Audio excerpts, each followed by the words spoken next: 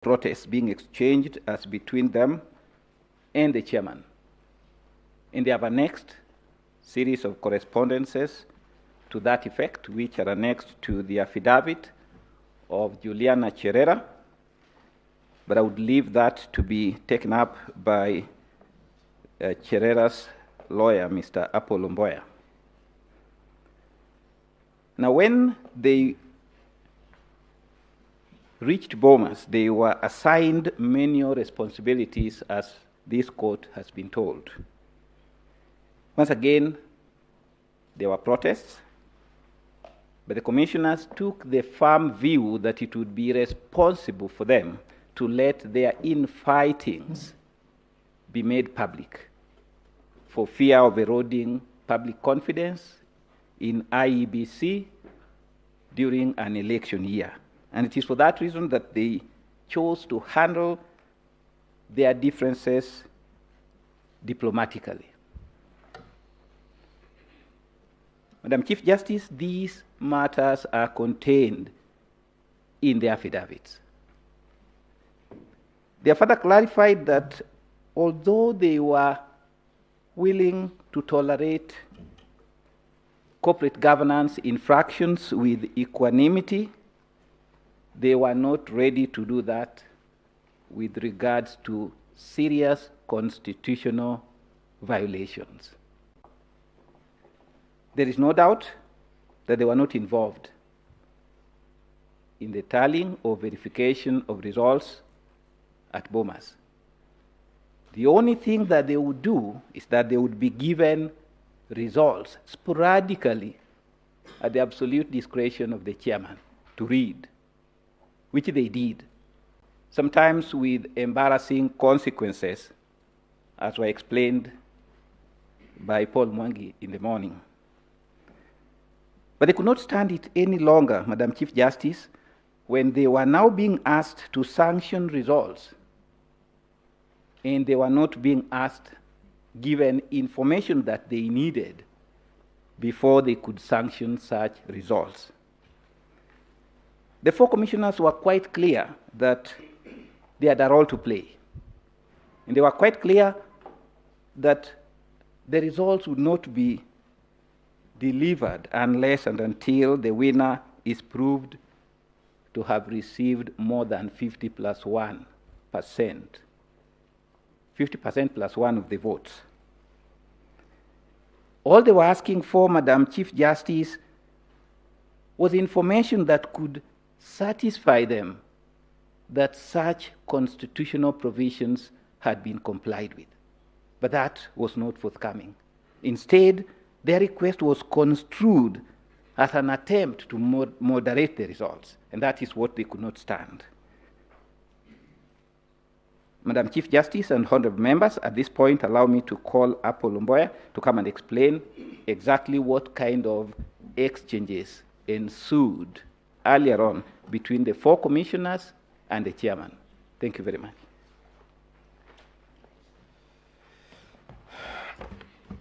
Your Ladyship, the Chief Justice, and members of the court, the question that was asked, so that we are not accused of rehearsing a new case, the question that the court asked is that please show us that there were problems that was brewing.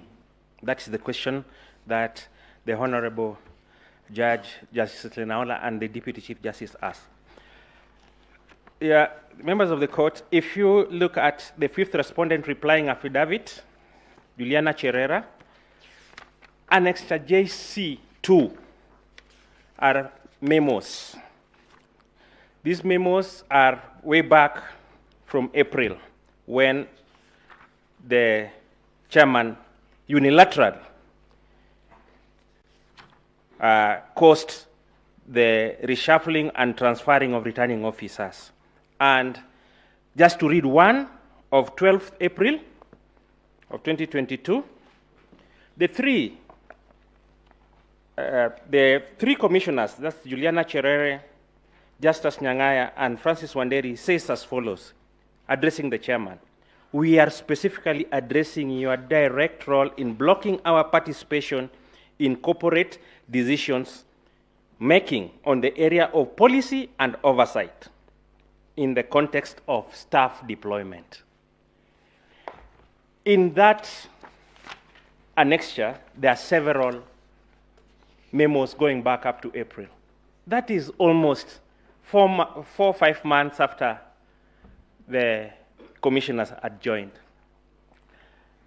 Because of lack of time, and the only request I want to make to this court on behalf of those gallant 4 commissioners is that in your decision, you'll find a paragraph to shower accolades on these 4 commissioners for blowing the whistle to the infraction to our Constitution. And that the results that were read by the chairperson of the commission were dead on arrival.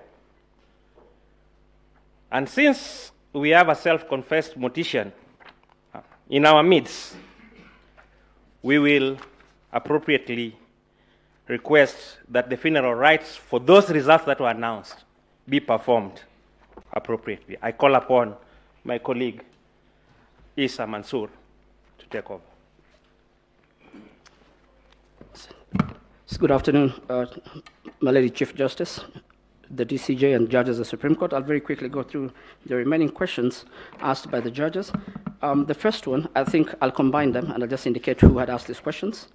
The question by Justice Lenaula, whether the violence at Bomas affected the ability to announce the results of the 27 constituencies. The simple answer is no. My Lords, the position taken by the 4 commissioners is that there was opportunity, and as has been confirmed by my colleagues from the IEBC, to deliver those results in the morning. It was not taken, and the failure to announce those results in a respectful view triggered the scuffles and the protests that you witnessed. The next question that had been asked by the Honorable Chief Justice and the Deputy Chief Justice is whether the Commission was dysfunctional, and at what point did the Commission stop functioning as a corporate entity. The simple answer has been explained by my learned seniors, but the correct position is the Commission continued acting as a corporate entity, but it had serious corporate governance issues.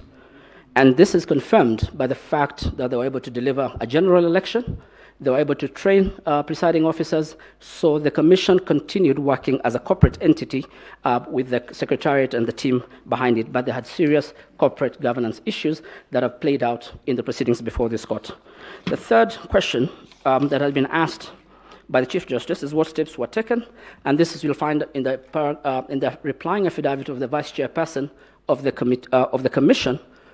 As early as April, as my seniors have said, when these issues about deployment of the election managers and presiding officers was brought to the attention came to the attention of the commissioners, the matter was dealt with at plenary.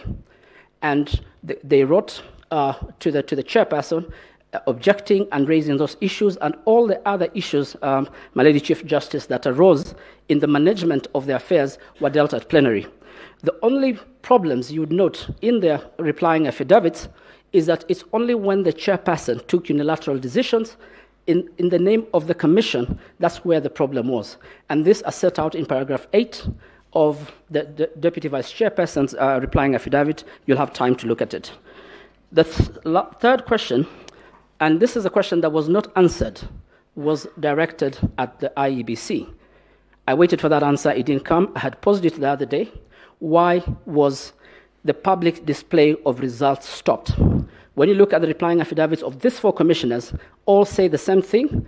That public display was stopped by the chairperson, and they requested him to resume the display of the results, and he declined. What I was waiting for today was an answer from the chairperson as to why.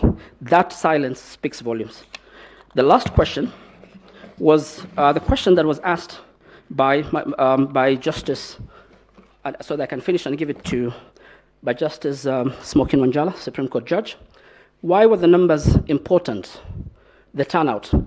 There's a simple answer to this.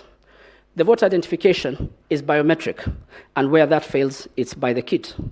So, my lord, the IEBC has a constitutional duty to put in mechanisms to ensure there's no electoral malpractice. When you go back to 138.4 to determine who has won the election, the voters that were biometrically identified, the KIMS kits are configured so that they keep sending the information, which Mahat was trying to explain today. When the numbers come in Form 34S, those numbers that are finally tabulated have to, because of the biometric voter identification, they must tally with the number of people who turned out to vote. So when you're looking at those, so when they give a percentage of the number of voters who voted, and you look at the tabulation in the final Form 34C, those numbers have to merge, and they have to make sense, including the Form 32As. That is why the turnout is critical. It gives transparency, and it helps to give credibility to the process.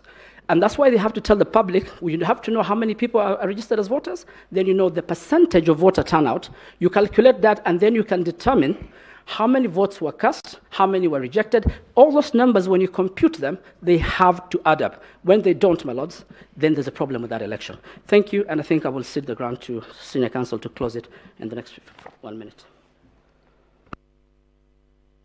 Very briefly, Honorable Chief Justice and members, Justice of the Supreme Court, on the issue of violence at Bomas and the impact and the character of these 4 commissioners, let the record of this honorable court show the following: that at the time preceding their walking out, the posting of the results on the screen had ceased, had stopped. So all they wanted to know, these 4 commissioners, is to be given the opportunity to peruse the results of these 27 constituencies so as to satisfy themselves as to who the winner of the elections was, number 1.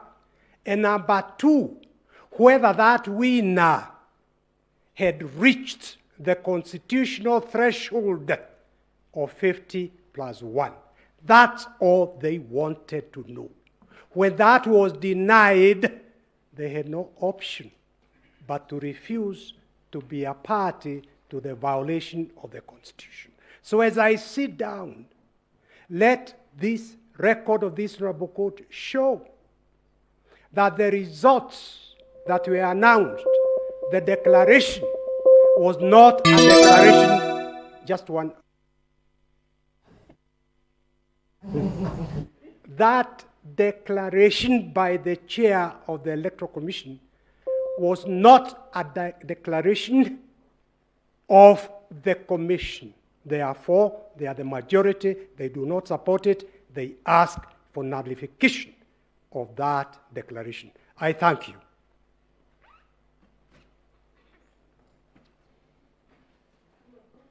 We'll go first, Mr. Ngatia.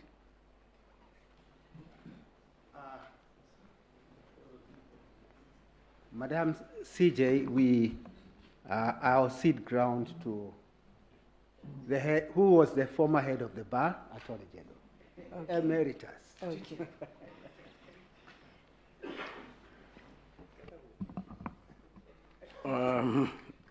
Madam Chief Justice, members of the court. My Lady Chief Justice, I have an objection to I have an objection to my learned senior's application, which he indicated earlier. My lady, we will of course be guided by your directions, but I rise to oppose the application by my learned senior, Mr. Gitu Muigai, to present evidence to controvert the submission by Julie Soweto. My lord, my lady,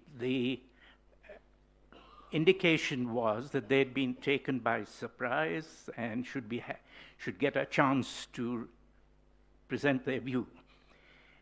They were not taken by surprise and can't be taken by surprise because... Milady, if I may, this is a very awkward moment for me to interrupt the teacher who taught me procedure. I thought that one could only respond to an application that has been made, not before it is made. Of course, it has to be made before.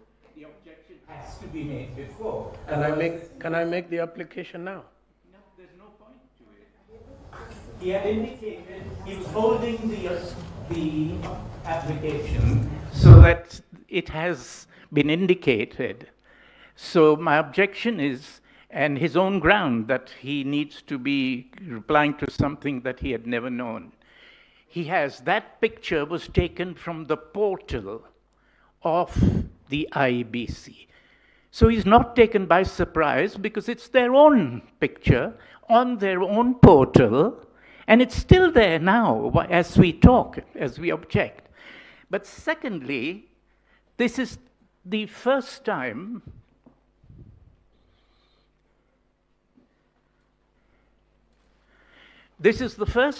in many years that I have ever seen a party asking to rebut their own evidence. And that is an oxymoron that reflects accurately the state of their records. But I stand guided and would gladly withdraw my objection if the court wishes. I think where we are coming from, Senior Counsel, our teacher, Mr. Firoz Noronji, is that when the two forms were displayed, they wanted to respond because they said it's new evidence. And you saw the bench resistant to begin with, but we went to the records to find out whether it is among the forms that were submitted here, especially in the affidavits of Dr. Celestine, Mr. Arnold, and we found actually it is new evidence. That's why we allowed them. It is not an objection. It's a clarification because they said this is new evidence that they had not seen before. It is in that context.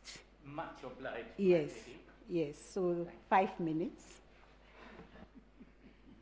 All is well that ends well. Mr. Mahat will give the explanation. Thank you very much, Milady.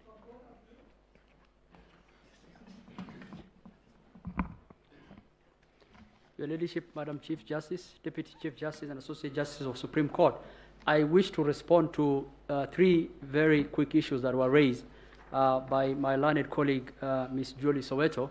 The first one relates to a form that was shown this court. I will want the form to be projected. We will. Whatever that was projected from the portal, that is what we want the court to see. What Ms. Julie Soweto showed. You could go, please go to Jose Camargo.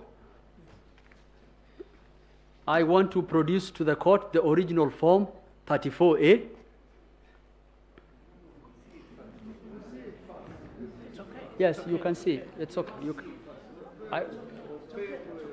I want to produce the form 34A, the original form 34A. And I want to inform the court that the name Jose Camargo on that form is an overlay. Jose Camargo, the register of the QR code, that was printed by Smartmatic International, and it was printed in the name of Jose Camargo. You can show? The register is available.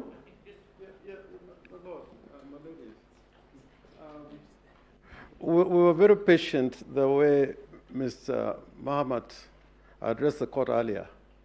Very, very persuasive.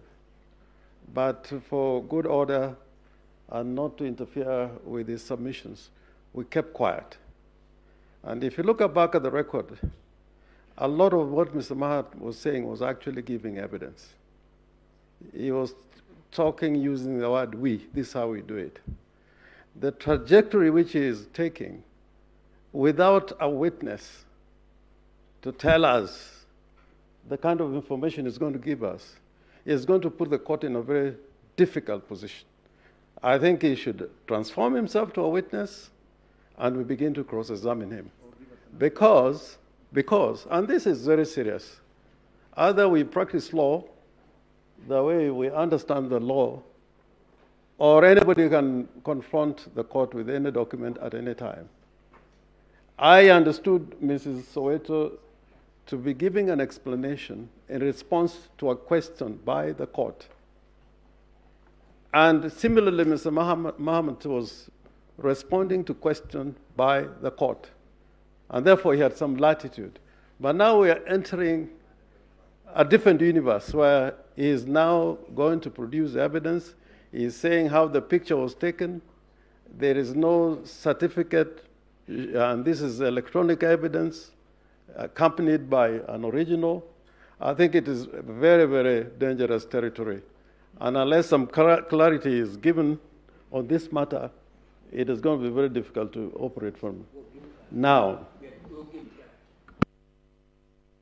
My lords, what we are trying to do is to show you documents in our own efforts to documents produced from the bar. Ms. Soweto never produced the document she showed you in any of her affidavits. When we now invite you to look at the original and to make the argument that my learned friend is about to make, that there is a deliberate misrepresentation of what the original document looked like. So we are treated to this attempt to block that fact from the court. This is not a legitimate objection. This is an attempt to interfere with legitimate evidence that is on record. Let's give it directions, because we'll be here until tomorrow and we don't have this time. Senior counsel. Just one point. And I'm normally very quiet,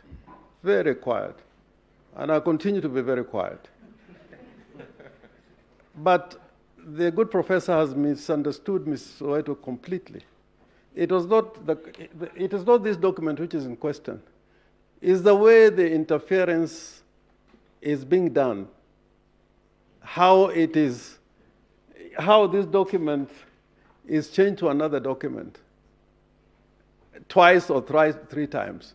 I think the good professor will be doing a good service to the court.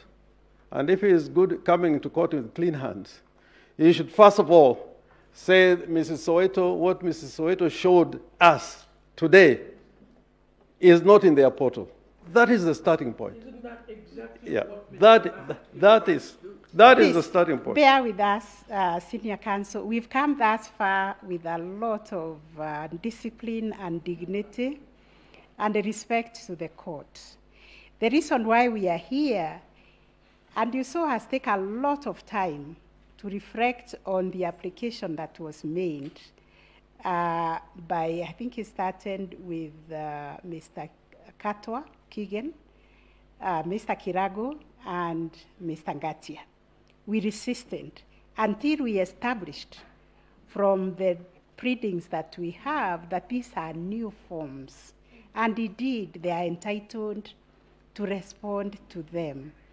So please, if you can just respond without taking us into anything else, just respond to those new forms, because they were not part of the ones that we have before us. We established that.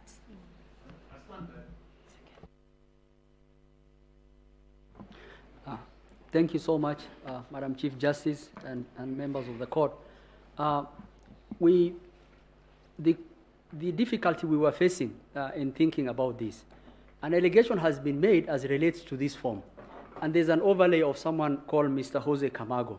What we were trying to show the court, that this is an overlay document, and we wanted to actually show the court where this document from Jose Camargo has come from. The document relating to Jose Camargo has come from the QR register, which is distributed to every polling station. And that document is even in the possession of this court. If you look at the scrutiny report, the QR documents are there. So what happened? Apio took an original Form 34A, he had the QR register, and he took a picture of it. What is the evidence that is being given in this court? That someone called Jose Camargo is interfering with this.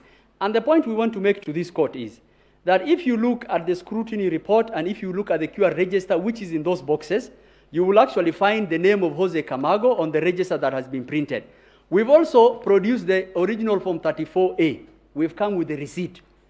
And we're being told that you cannot produce your original 34A, that Jose Camargo was interfering. And in fact, if you look at the numbers on the original 34A, it's the same as what the picture of the overlay was taken. So to the question that someone called Jose Camargo was interfering with the portal, it's actually not true. It's incorrect.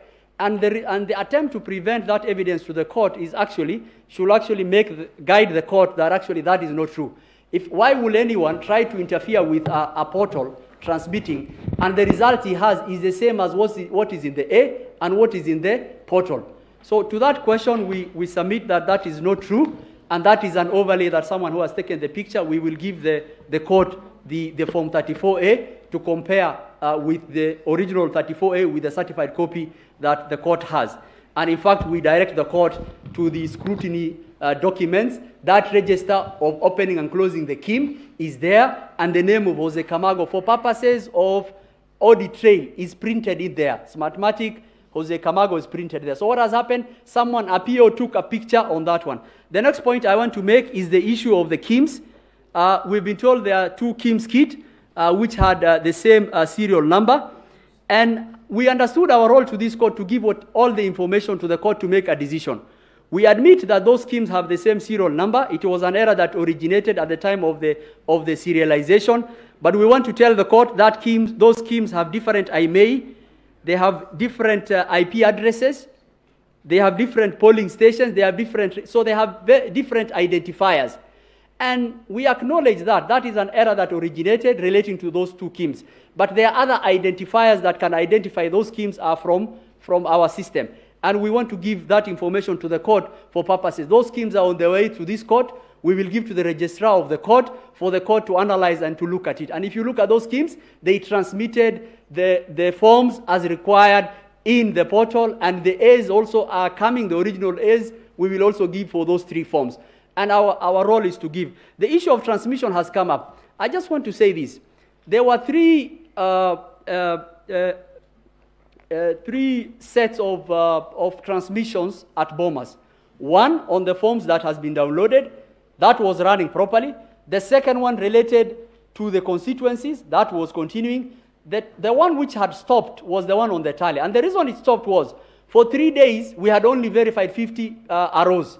The process became clogged. For you to be able to transmit to the announcement, verification had to happen, then announcement happens.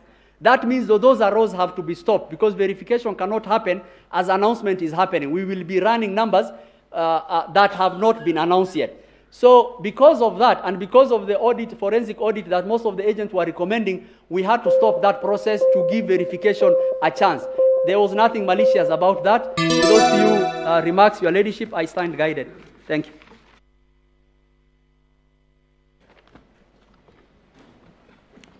Mr. Mahat, maybe we can have a look at the My lady, original if the 34 that you are showing. Sorry, my lady, Chief Justice, if the form can be handed over to the court. Excuse me. A moment.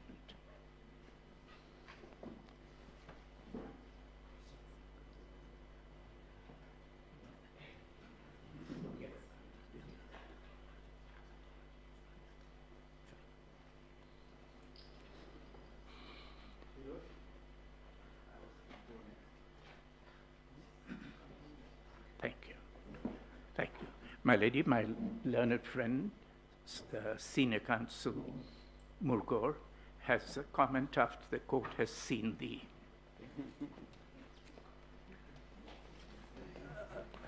As you continue to look, we'd just like to make an observation.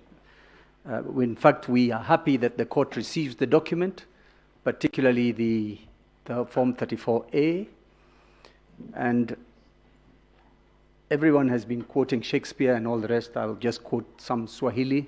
Siku ya nyani kufa, miti yote huteleza. If you notice on the 34A, the UDA agent, the second agent, signed the form on the 7th of August, 2022, before the election. Before the election. I repeat, before the election. The other one as well, perhaps might have signed it on the 7th, but it's not clear. So that's all we wish to say. While at it, Council, just before you go back, and when did the other agent sign? It looks like 7th, it looks like 9th. Only the IBC and Mr. Chebukati can tell us. It is their evidence. Before they explain, they would have to have something to explain. We have let it go in. This form, from the naked eye, of course, appears to have been signed by both agents on the same date. And the same date is 07. Oh, 07 of 08. 07 of 08. Yes, indeed. See, well, I thought the point you were making was that the second one signed before the election. As though the first one, if I could just finish. Okay. As though the first one had signed on a different date. No, our point is, and has always been, these forms may have been manufactured elsewhere, before, well after voting, and they all arise one day and they are counted. It is the mess that is IBC, and it is the mess that is the 2022 presidential election that we have been emphasizing. Thank you. You still want to talk?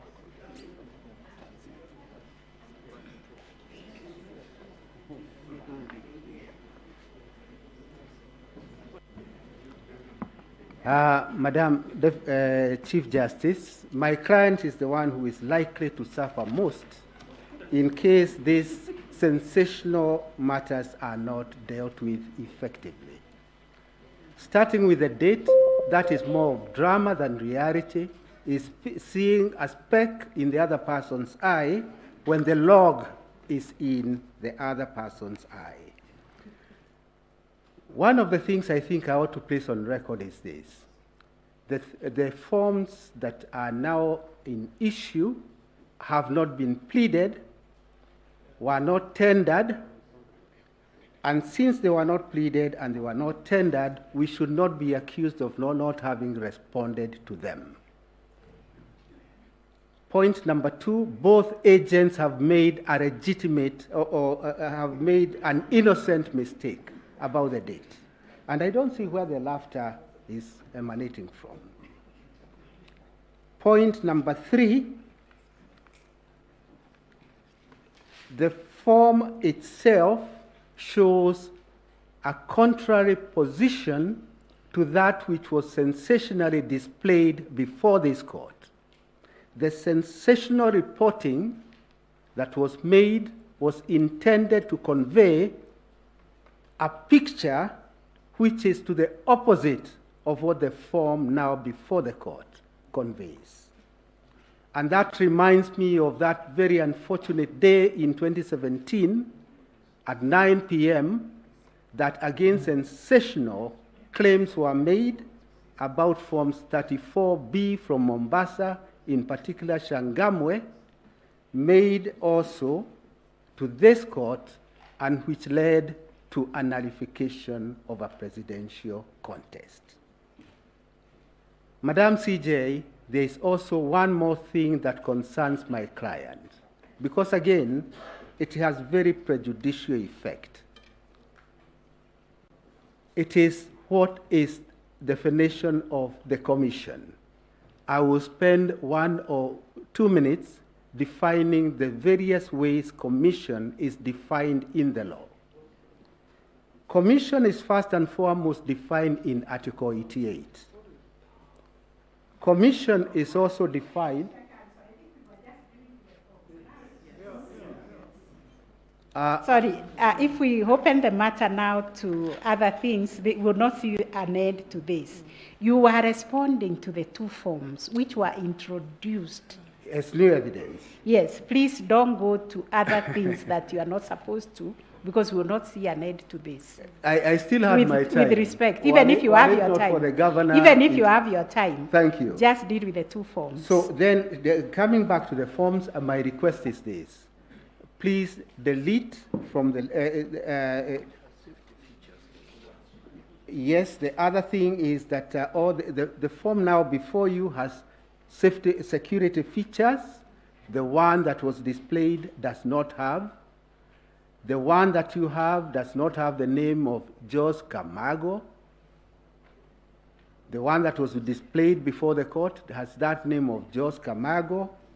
The original one you now have does not have that name. And all those things were meant to deceive. They were meant to mislead. We should never have to ask that we remain the way we started. We should never have to ask that. Particularly from such eminent lawyers. The one that you have does not have any of those things that were displayed. My client therefore becomes quite concerned whether this case is to be adjudicated in the realm of falsehoods or within the parameters of factual contestations. That is a real concern. The minute we allow matters which are clearly false to infiltrate into the record of this court, we are likely to get into a very, very unfair decision. Let this case be decided on factual points and on factual contestations. We say the same about the second form, that the original has not been provided. But as regards the second one, allow me to say this. Before this contest started, IEBC did avail to this honorable court all the forms 34As. All of them were deposited because we did see that correspondence. Consequently, as regards the second form, I would request this honorable court to find time to look for it, the certified copy, and in case, once again, it does not have this JOS, whatever name it is, please come to this conclusion, that a deliberate effort was made by counsel to mislead this court so as to arrive at a decision which would be most injurious to the first and second respondents. I'm very grateful for the 5 minutes, and I rest.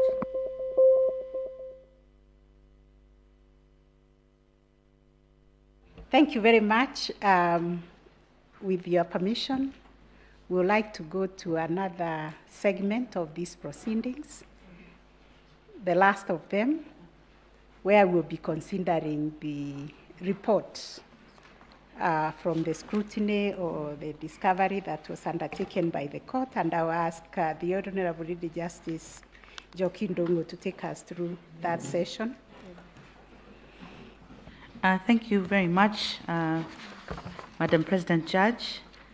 Before I come to the issue of the exercise before us, I just wanted to assure Senior Counsel Paul Mwite that when the 14 days start running, and we are guided by Article 259, when we do work Saturdays and Sundays.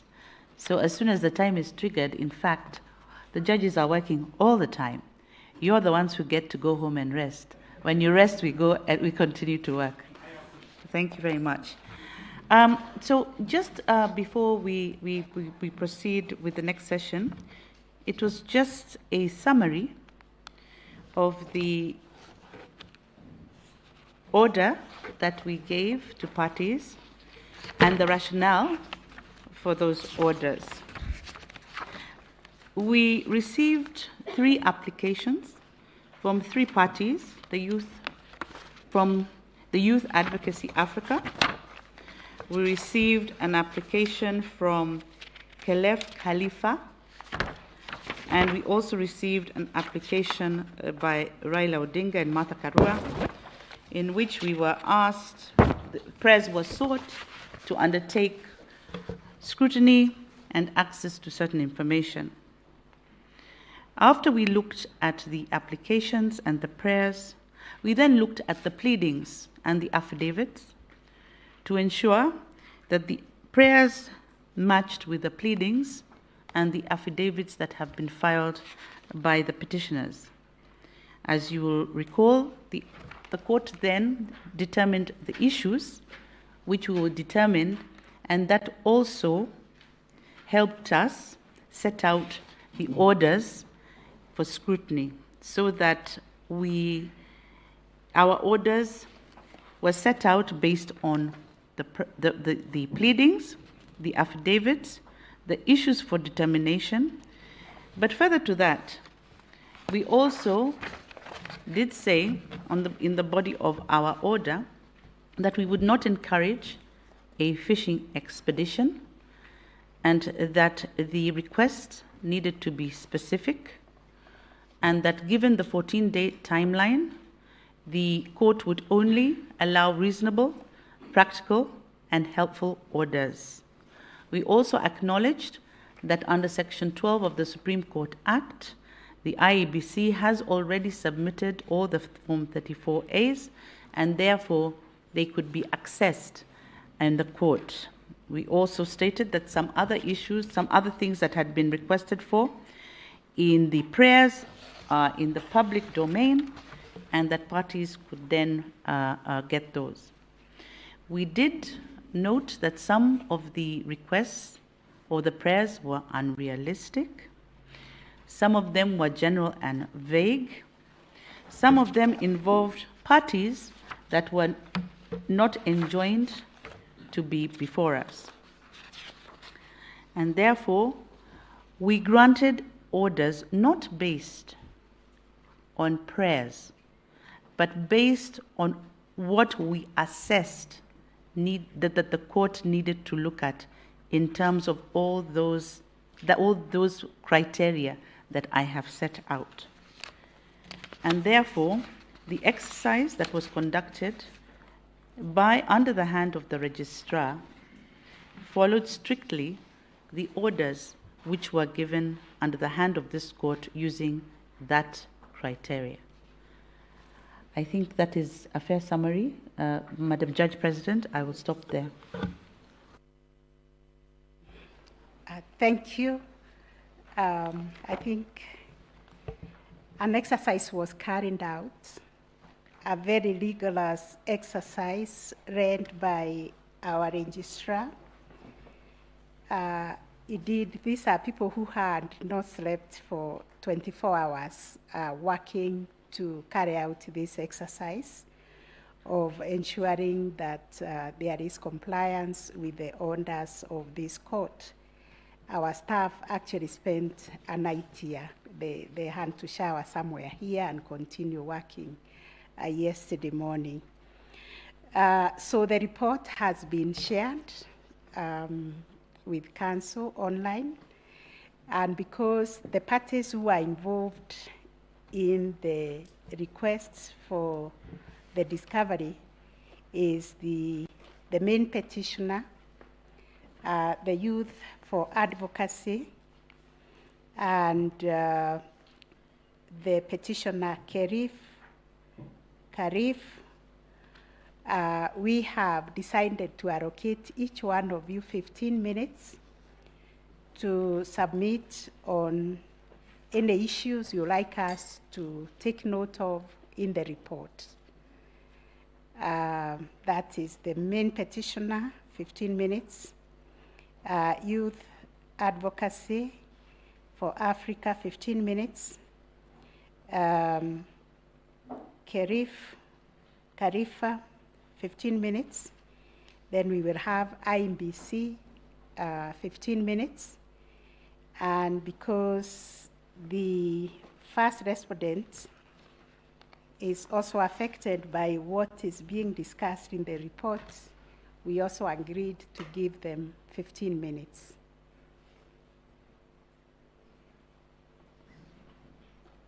Yes, you have the floor.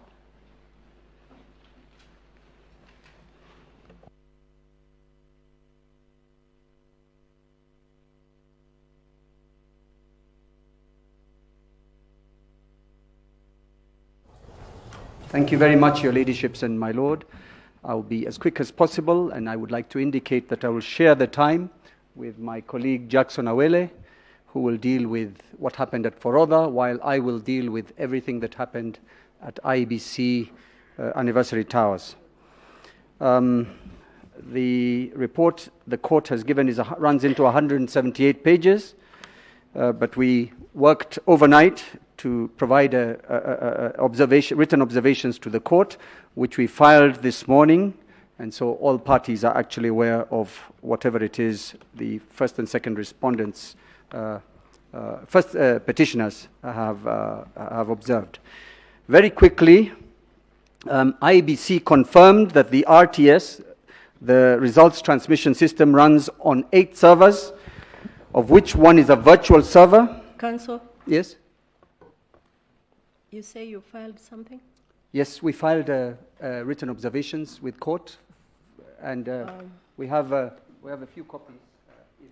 Just wait until we get our copies. Are they in the bound? We filed them just before. give us Okay. A moment there.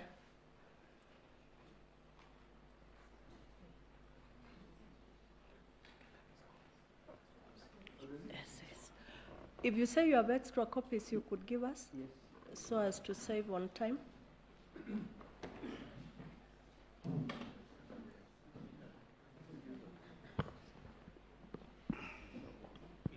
Yes, we do not have a copy. If Learned Counsel could be kind enough and serve us a copy. For the principal respondents, we can give you one of each. This shows the time we are given to respond. We served them before 9 o'clock this morning. Electronically. The only thing that there'll be a problem is some of the images will not be very clear, but when you do have time, the images at the end. Just hold on, Counsel. Okay.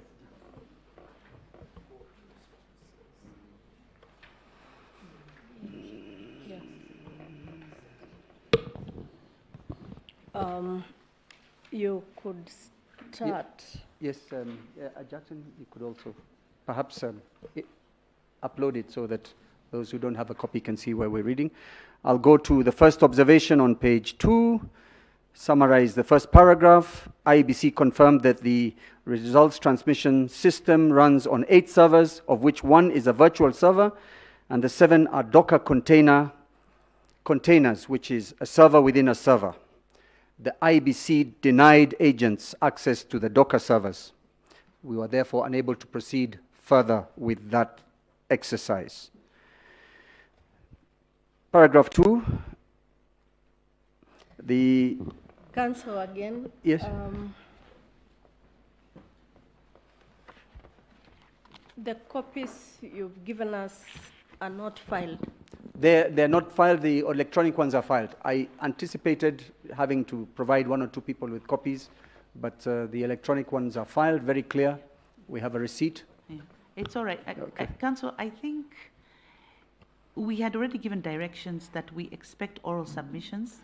I am making oral submissions. Yes, so okay. I'm just saying, let us not worry too much about written reports, who has served who. Okay. You're letting the court know what you think of the exercise so that we can take those submissions into consideration. And that should apply to all the other parties. I stand guided. Thank you very much. I go to paragraph or I'll just make it an oral submission. The virtual image availed for scrutiny was created on the 31st of August 2022. We therefore state that this cannot be from the same server that ran the just concluded general election. And the image of the server was not provided. The further major observation we make, the KIMS kit was not availed for scrutiny to establish the availability of the embedded scanner application that would verify the image format. So the IBC declined to avail the system documentation. I go on. There was very disturbing evidence of log deletions from the IBC server that was availed, in part, partially availed. These deletions occurred on the 6th of August 2022, which is 2 days before the contested election. We observed that, surprisingly, the registrar's report at page 21, issue number 5, indicates that there were no deletions. We think this is a mistake. It should be looked into. The effect of the deletions, we can upload that. It's on the screen now, that we were able to get from IBC, indicates that, and this is image marked 15, that at the material time, foreigners, including Ogudino, Vito, J. Carmago, Josio, were operating the system. Those are 5 foreign individuals. If a forensic image of the server is availed, details of what was deleted would certainly be established. The other major observation, IBC refused to provide a security walkthrough to highlight key security controls to determine whether Form 34A could be tampered with during transmission, at what point. So we hit a dead end, contrary to what their counsel repeatedly says. They are transparent, it's available. They are even giving the court, donating to the court KIMS kits to look through. Finally, or well, not finally, IBC refused to grant access to the forensically imaged servers. Instead, the server administrator projected the vSphere, which is the Virtual Server Application Management System, on the whiteboard to demonstrate the access to the servers. The vSphere indicates that the virtual RTS server was created and modified on the 31st of August at 2022. In effect, no information from a server was provided to show what happened during the 2022 general election. Number 11, a couple of manuals were provided, or bundles of documents. We'd like to point out that of interest to the court would be that at page 77 of one of the manuals titled Information and Communication Technology ICT Policy, at page 77 and 78 is a list of 77, a list of 41 individuals, starting with Dixon Kwanusu, and second one Abdi Dahir Abdi Malim, who are described at the top of the page as national returning officers, an office unknown to the law or the Constitution. I would request that the court takes note of that in particular. And paragraph 14, on the 1st of September 2022, the deadlock over the servers finally came to a head when IBC wrote to the Registrar of the Supreme Court enclosing a letter dated 31st August 2022 from Smartmatic International BV, the same company that Carmago comes from, in which the letter states, amongst other reasons, the image of the NTC servers containing software owned and copyrighted by Smartmatic and thus IB protected. Providing full access would infringe our intellectual property rights. That brought to the end that matter. Smartmatic, Carmago, whoever they are, wherever they are from, have indicated that they will block and refuse access to the servers completely. I then move to the images. Certain images were shared by IBC. I'm not certain that they were aware of what they were serving. There was always staff that seemed quite unqualified in whatever they were doing. They couldn't operate the systems or pretended they couldn't, but they did share image number 6. The first image I showed was the image of deletions, but the one I would like to focus on in this very limited time is image number 6, which is several, about 1, 2, 3, 4, 5 pages of logs.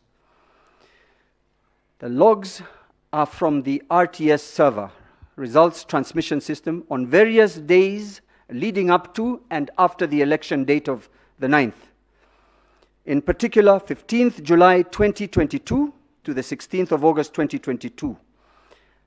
And I must apologize to bring the bad news not only to this court, but to the entire Republic, that those logs contain active participation of foreigners on the results transmission systems of IBC from the 15th to the 16th of August, 15th of July to the 16th of August 2022. Their names are Vito, Josio, that is the names identified in these logs, Josio, Ogudino, Sisiva, Provisio, and Jacamargo. The copies I provided to the court are much clearer, and you can see the names, you can see the times, and of interest, and I will only highlight certain entries, only the longest entries. I will start by saying those 1, 2, 3, 4, 5, 6 individuals, foreigners, in the Immigration Act they are also referred to as aliens, accessed this server 180 times or thereabouts. The longest being Scamago on the 8th of August 2022, Josio, let me deal with the time, Josio on the 9th of August 2022, which is the election day, for 1 hour 32 minutes, Ogudino on the 11th of August 2022, 2 hours 54 minutes, Ogudino again on the 11th of August, 3 hours 16 minutes, Ogudino on the 14th of August 2022 for 2 hours, Ogudino on the 4th of August again, 1 hour 57 minutes, and then the 16th of August, Ogudino, 1 hour 1 minute. I close by saying, what a mess, what a mess. My learned friend Mr. Ngatia struggled so hard to get Mr. Camargo out of the mess of taking control of our elections. In the case of the 34A we've just been talking about, but we have caught Mr. Camargo and all his friends in our election process before, after, and where are they? Only God knows, and only the servers will show us. History is repeating itself. 2017, Mr. Chepkati refused to provide access to the servers. He's doing it again. And of course, please, I ask the court to take note of everything we have provided as far as the DCI has provided to us, we have provided to the court. These are individuals whose identities are not even known. They travel on, or they provide expired passports when interrogated by the police, and all the rest of it. I would not repeat any more of that. On the 8th of, yes, I'm happy to be pointed out, the logs will also show that on the 8th of August 2022, Camargo accessed the portal while in Venezuela. So our elections were conducted from Venezuela. The Venezuelans decided who won. Mr. Chepkati was just the mouthpiece. Thank you.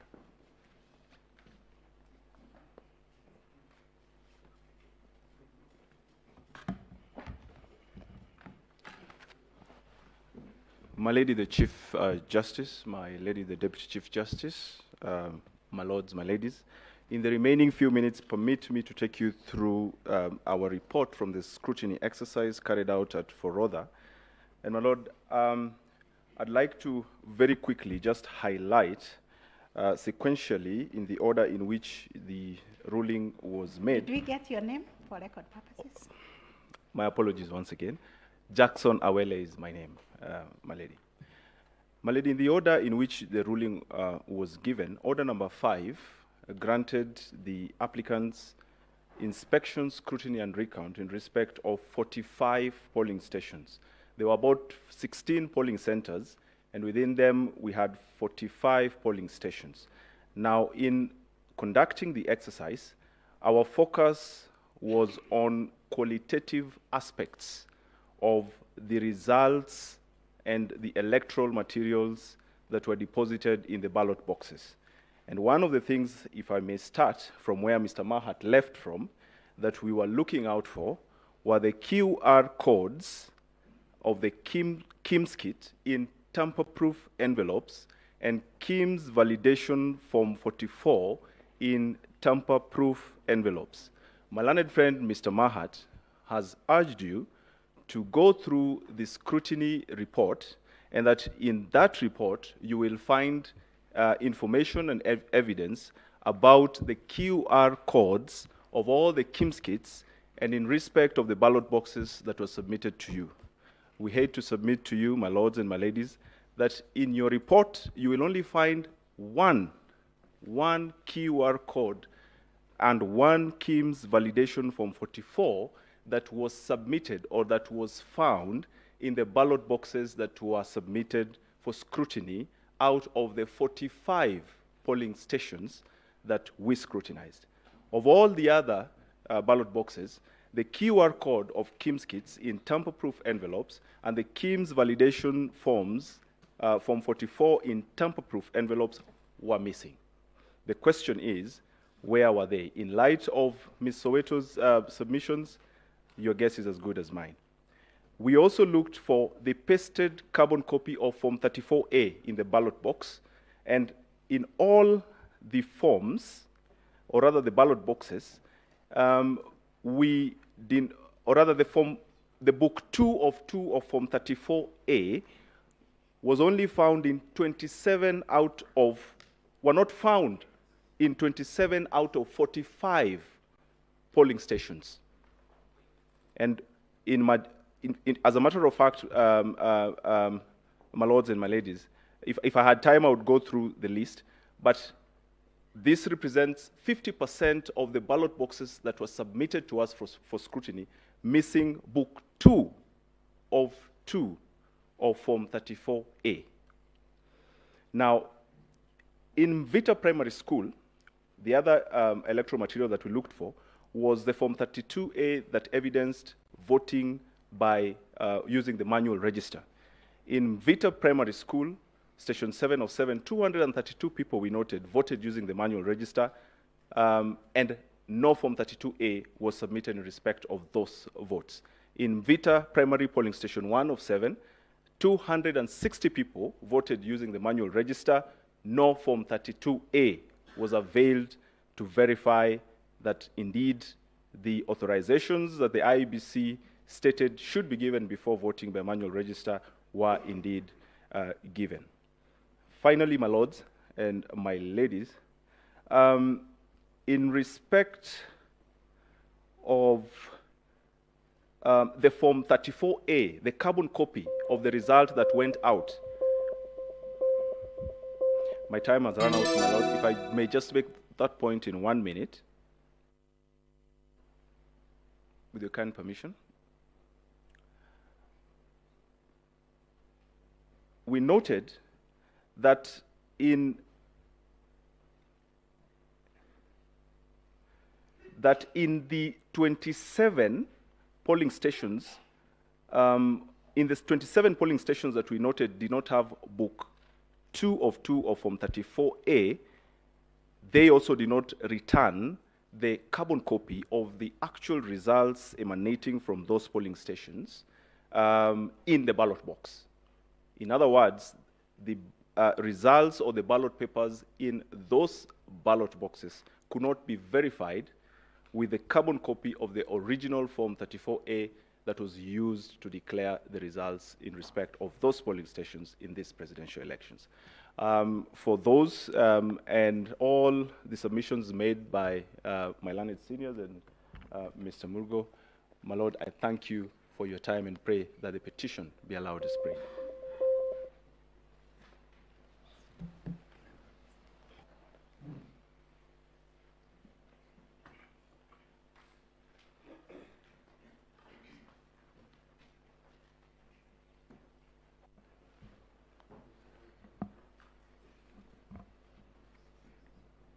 May it please your leadership, the Honorable Chief Justice, and distinguished members of the Supreme Court.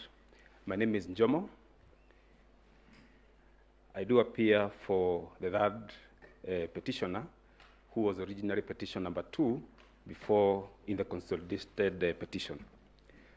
Your leadership, I'll make a brief comment on the report of scrutiny, and I'll focus on the scrutiny that happened at the Forodha House, and my learned friend Njoki Mboshe will focus on the scrutiny at the IEBC offices at Anniversary Towers. Your leadership, we have looked at the report as a result of the scrutiny, and we have isolated some few issues that will urge the court to consider in perusing the report. And one of the notable issues, and I concur with what my learned friend Mr. Awele has observed, is that we came across in a process that I personally participated in what learned Judge Justice Njoki has observed, that it is a process that took more than 24 hours. We came across ballot boxes that did not have original or carbon copies of Form 34As. Your leadership, the effect of that is that the authenticity of the forms appearing in the public portal is then called to question. There are ballot boxes, for instance, I'll give the Mikindani Primary School, polling station number 8 of 9, the report is appearing at page 81, where it is clearly observed that it did not have the Form 34A.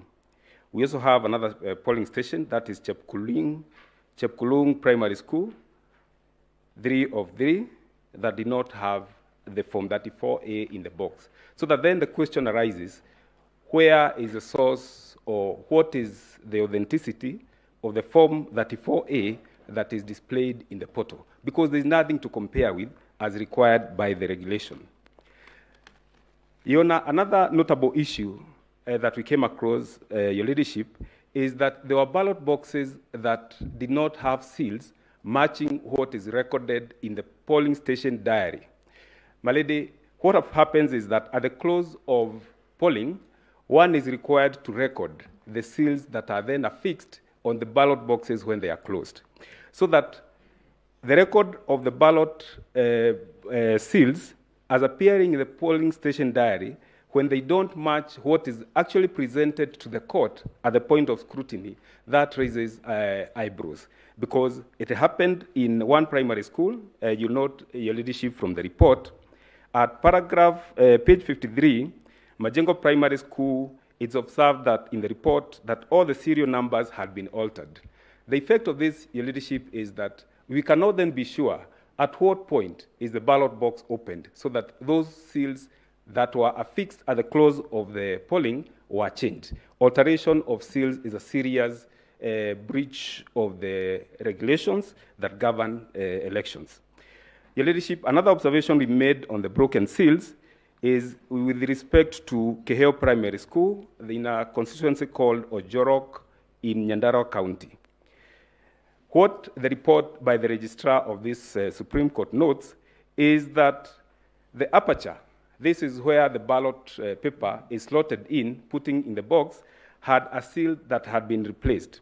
The seal that was noted at the close of polling and the seal number on the aperture at the point of scrutiny had been altered. This is noted, Your Lordship, my lady, at page 146 of that report that is before the court. The third issue that we also noted is as regards Book 2 of 2. My lady, the Chief Justice and distinguished judges, Book 2 of 2 needs to be put in context. That the IEBC printed Book 1 and Book 2 of Form 34As. When that was discovered, the IBC indicated that Book 2 of 2 will not be used for purposes of reporting presidential elections. But then the assurance that the IEBC gave was that that Book 2 of 2 will be deposited in the ballot boxes and it will not be utilized.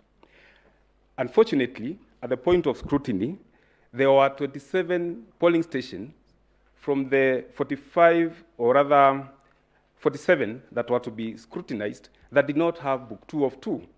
The question then that begs our minds is, where did the Book 2s of 2 go? Were they used to report results, presidential elections, or where did they vanish to? Because the factual position is that those Book 2 of 2s were missing in at least 27 of the polling stations that went through scrutiny in the process that we undertook. My lady, another issue, and the honorable judges, that we came across is that there were missing counterfoils from the ballot boxes. The requirement under the regulations is that when a ballot is slid from the main booklet, then at least a counterfoil will remain. The purpose of scrutiny will then serve some purpose if you compare the counterfoils against the number of votes that were cast, including the rejected votes. But, my lady, the Chief Justice and judges of the Supreme Court, without the counterfoil being present that you can compare with, then a question then arises as to whether those who are actually the ballots appearing in the ballot boxes were torn from the booklet, because there's nothing to compare with. Counterfoils were missing, my lady, and the honorable judges, from Keheo Primary School. This is noted at page 146 of the report, from Keheo Primary School, polling station number 2 of 2. My lady, there were myriad of issues that we came across. In addition to that, with the scrutiny, envelopes, electoral material, these include the ballots that have been cast, the counterfoils that have been used, the register in the polling station, all those electoral materials that the regulations require that they should be deposited in the ballot box in tamper-proof envelopes. But unfortunately, what we came across was that there were very many polling stations from the ones that we undertook scrutiny where all the contents, the electoral material, were not placed in tamper-proof envelopes. And just to give an example of a few, we had Mvita Primary School in Mombasa, that this is noted at page 34 of the report. Polling station, also Mvita Primary School polling station 7 of 7, there were 7 polling stations. That happened also in Mikindani Primary School, polling station number 7 of 9. This is noted at page 80 of the report. We have Chepkutung Primary School, polling station number 1 of 3. We have Kapsusel Primary School, polling station 1 of 3. That you find in the ballot box, the materials are there, but they are not placed in tamper-proof envelopes as required by the law. Your Ladyship, we look at those anomalies in line with the provisions of the Elections General Regulations of 2017, and specifically Regulation number 81, that require this electoral material to be placed in tamper-proof envelopes and then sealed in a ballot box. When that happens, it is a clear breach of the regulations as required. And then these anomalies, again, it is my humble submissions that I also speak to the requirements on the Article 86D of the Constitution. And, my lady, this is clear because it requires electoral system to be accountable and even requires the IEBC to preserve electoral material in a safe manner. When this has not been done, Your Ladyship and honorable judges of the Supreme Court, we submit that that is a clear breach of the Constitution and no accountability can then arise in the event where such issues have arisen. Your Lady, my lady, having spent my minutes on the issue of scrutiny at Forodha, I'll now hand over the floor to my learned friend, Joachim Bosche, to comment on the scrutiny of the technology process. Thank you very much and appreciate. Thank you.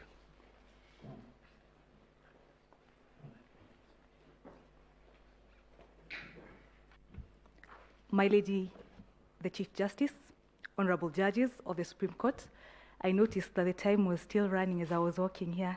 I hope I'll recover my seconds.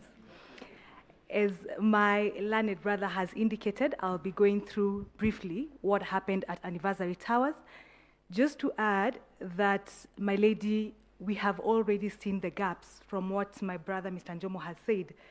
The breaches, the illegalities, and the gaps that were there in the collection, the tallying of the numbers. My lady, what we have been told by the first and second respondents, as you will see it happening even as we went to Anniversary Towers, is the attitude of, get over it, it's over. Because, my lady, and as has been ably submitted by my learned senior, Mr. Mulgore, when he was talking about what happened at Anniversary Towers, we were denied access to the server. Our agents were denied access to the server. My lady, and honorable members of the court, when you retire, you will see at page 8 of the report, item number 4, that they said the best they could do was to give us a clone image of the server. When we said, let's proceed, or when our agent said, let's proceed, it became clear that to generate a forensic image, there was the requirement for the development of what is called a forensic image hash. My ladies, honorable members of the court, it was then asked for the IBC because they wanted to give us this clone to generate the hash. What did they say? They said, oh no, the judiciary should generate the hash. Yet, it is the system that they are calling upon us and Kenyans to believe they were in control of. They have no idea how to generate those things, and if they do, they want to take zero responsibility for that job.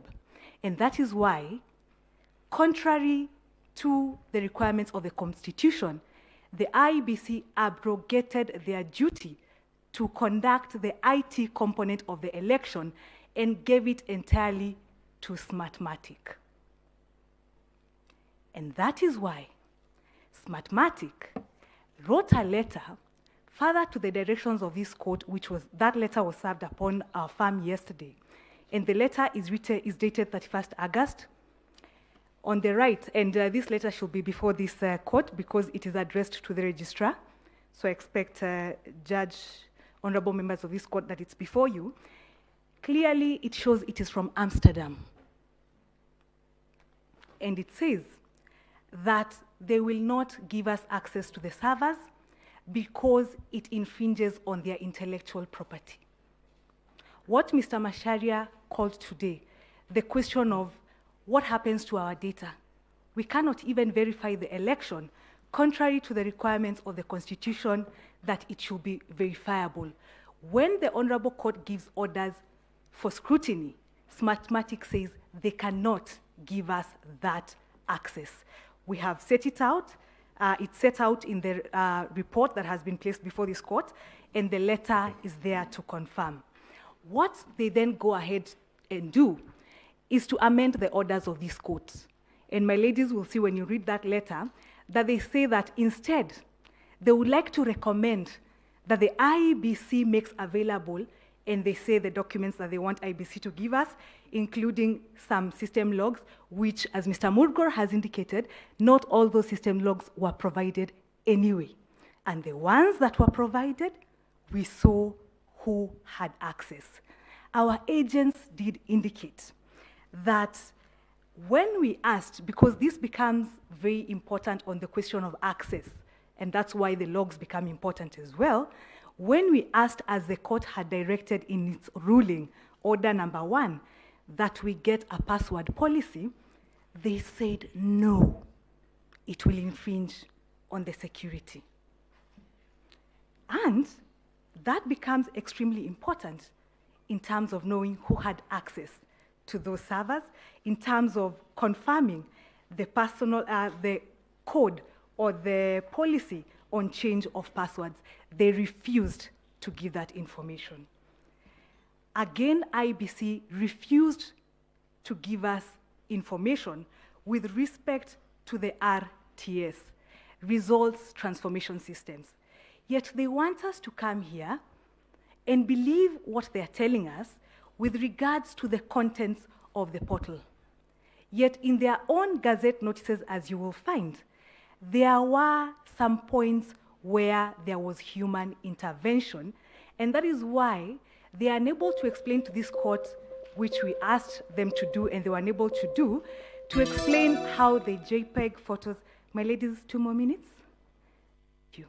They are unable to explain how an image is taken but ends up on the server as a PDF.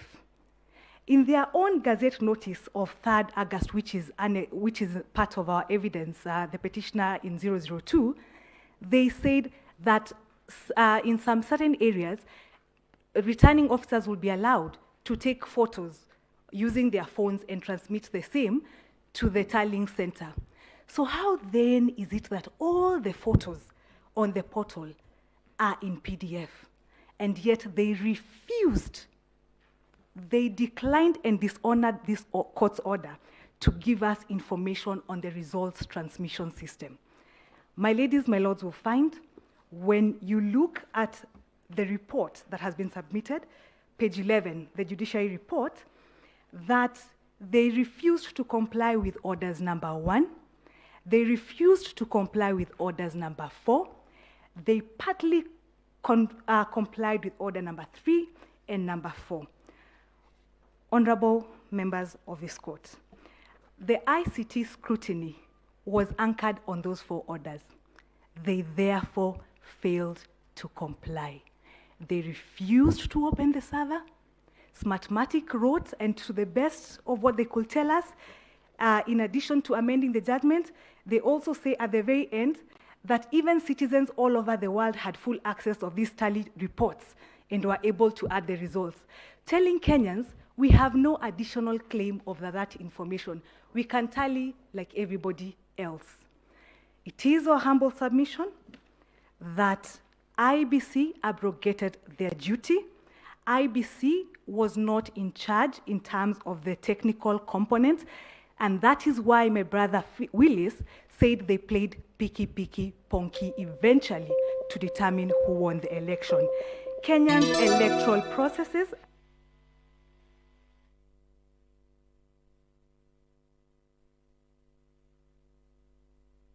run outside Kenya. We humbly submit that there was non-compliance. We humbly submit IBC failed the test. Kindly allow our petition.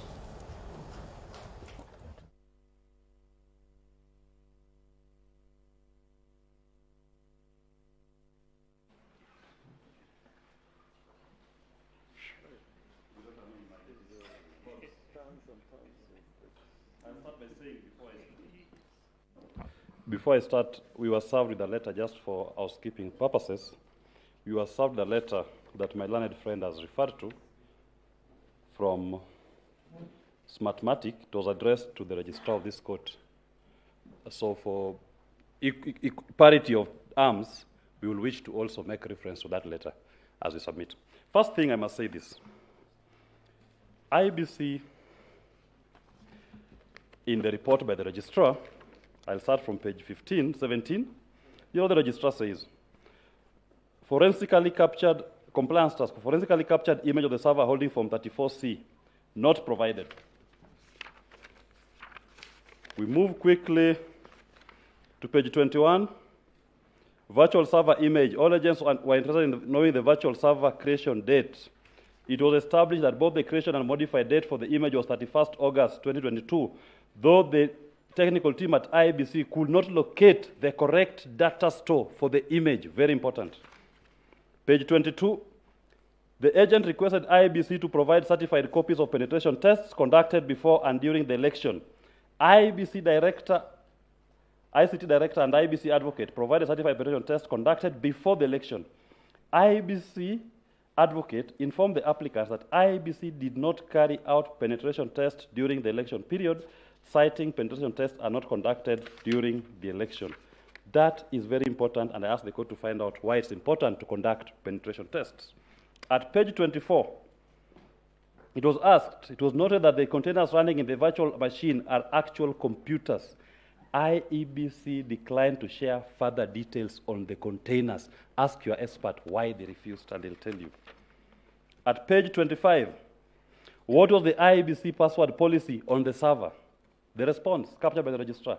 IEBC could not display for security reasons.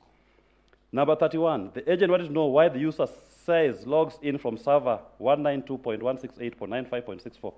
There was no proper explanation for this issue. The agent requested to know if the antivirus or anti-malware was installed. IEBC did not respond. What am I trying to say?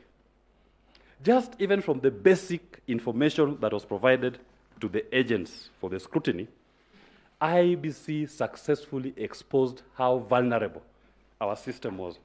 And for the first year, IT students, I'll give you, they can take down note, what IEBC gave as the memory, the capacity of the server that was provided. Memory was 6.4 GB, clock speed was 9.84 GHz, hard disk was 300 GB. The server specifications that they provided us with is less than even the laptops that we are using here. That is what they are presenting to us, that they were hosting the entire election infrastructure in these elections. It was not possible. Why I put that image? It's very important we know. I talked about the middleman, Diego Armando Camargo, distributing results. That is the person who you are not allowed to see. That is the person who, when the Supreme Court makes an order to be allowed complete access, to be provided the password policies, that is the Diego Camargo who we are being told you cannot access him. That back office, polling station goes to him. He's the one who sends to the returning officer. He's the one who sends to the National Tallying Center. He's the one who sends to the public portal. He's the one controlling everything. He's the midfielder distributing to everybody the results of this election. What he says are the results. You can now remove the portal. You can remove it, please. Having said that, we must note that as the world evolves, technology in elections also evolve. Previously, when my learned senior James Orengo was running in 1979 in Ugenya, people used to stuff ballots and run away with them physically. Progressively, they start changing forms. Now, elections are stolen on technology. That's why I said machines are voting for us. I refer you to a case that I've mentioned in my authorities, Dr. W versus the German Bundestag, where the Germans asked themselves, are the Germans really voting or machines are choosing our leaders? And they said, if the technology does not meet the thresholds of our constitution, do away with that technology until it conforms. In this particular case, we've demonstrated through the registrar's report that the technology that we deployed in this election, even this Supreme Court cannot access it. This Supreme Court order was countermanded by the letter which I have referred to, dated 31st of August. We would like to clarify that such images contain software owned and copyrighted by Smartmatic and is thus IP protected. Providing full access will infringe our intellectual property rights. This court can make orders even to our most highest National Intelligence Bureau. And those intelligence agencies have provided to our courts under cover or confidentiality their intelligence reports. Why can't Smartmatic do it? Why are they ignoring the court order? Why are they saying we'll not give you? Then they go to Venezuela or wherever they are and keep it to themselves. Are we going to ignore it? I pray that we do not. If it reaches a point that elections are not transparent even to the Supreme Court, and I draw inspiration to the provisions of our laws that provide once a petition is filed, the entire infrastructure of that election, ballot boxes, ballot papers, forms, are submitted to the courts. Ask yourselves, have you been given access or have you been handed over to as a court the entire election infrastructure for the presidential elections 2022? The answer is no. It is in the hands of the Smartmatics, and they've said they shall not give you. Do what you want. On to the scrutiny. And I thank you very much, my lords and my ladies. for allowing my application for Form 34A, Book 2 of 2 to be provided. This is the reason why we asked for that form. And I'll show you the mischief of what happened. In 2017, the basic ground upon which this court was able to expose the irregularities was through the fake forms. Fake forms were used in the elections. Remember, ballot is the currency, forms are the returns of that currency. What did Chebukati do in this election? He decided to print genuine forms in excess. He printed deliberately without a commission resolution genuine forms in excess in all the 46,000 polling stations. They were not needed. What did he end up doing when the party agents raised it? Mr. Chebukati proceeded to send them to all the 46,000 polling stations. All those 46,000 genuine forms, Book 2 of 2. So in your electoral universe, you are now parallel to the genuine forms from Book A. You also have another set of genuine forms, Book 2. What has the scrutiny disclosed to us? It has disclosed to us that 50% of Book 2 was used. I had requested that we be given Book 2 in the entire country. And the court in clarification said, limit it to the polling stations in Ms. Celestine's affidavit. And I took it. It has confirmed what I believed actually happened. Mr. Chair, please point us to the report where that is captured. No, the reports, oh, sorry. The numbers are found from page, the registrar has not given you the tabulation of percentages, but from page 175. You see, the submission you're making comes from the report. Yes. So we'd like to find from the report where that 50% appears. That's okay, the 50%, if you look at from page 175, sorry. It gets to 50% when you add them. You must do the addition. There are 27 polling stations. In the report? The word 50%? Yes. I can mention the polling stations. But it's not in the report, it's your calculation. My calculation, yes, it's my calculation. It's my calculation based on what the registrars found. Like if you find, for example, Kakamega High School, there was no form provided. For Book 2 was never provided. Bomet County, Gorgor School, polling station 2, not provided. Kasagik Primary School, polling station 1 of 1, forms not provided. St. Joseph Kapkerich Primary School, the form was used. Chesentum Primary School, form was used. Kamwai Primary School, form was used. So if you add up from the registrar's report, they come to 50% of those forms that went out. Now, to explain it in a layman's language, because this is very important that we understand. It's like saying, I have printed for every polling station 700 ballot papers. But 700. Then you send all of them to the polling stations. And you issue a gazette notice telling polling stations, when you receive the ballot papers, please return to me 700 untouched. Only use 700.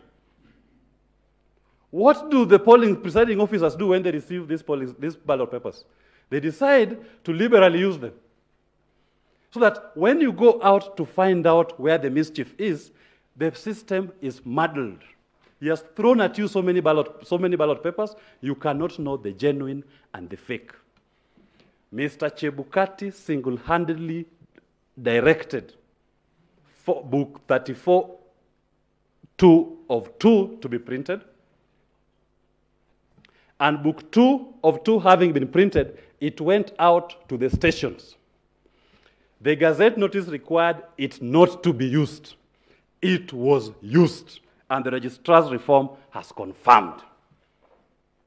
How does it work? Let me use a real-life experience of a movie that I watched, because I have time.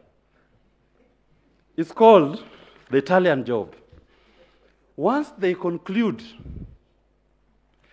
when this gentleman steals and he comes with many lorries, and you can't tell which lorry has the actual cash, similar number plates, similar design, similar make.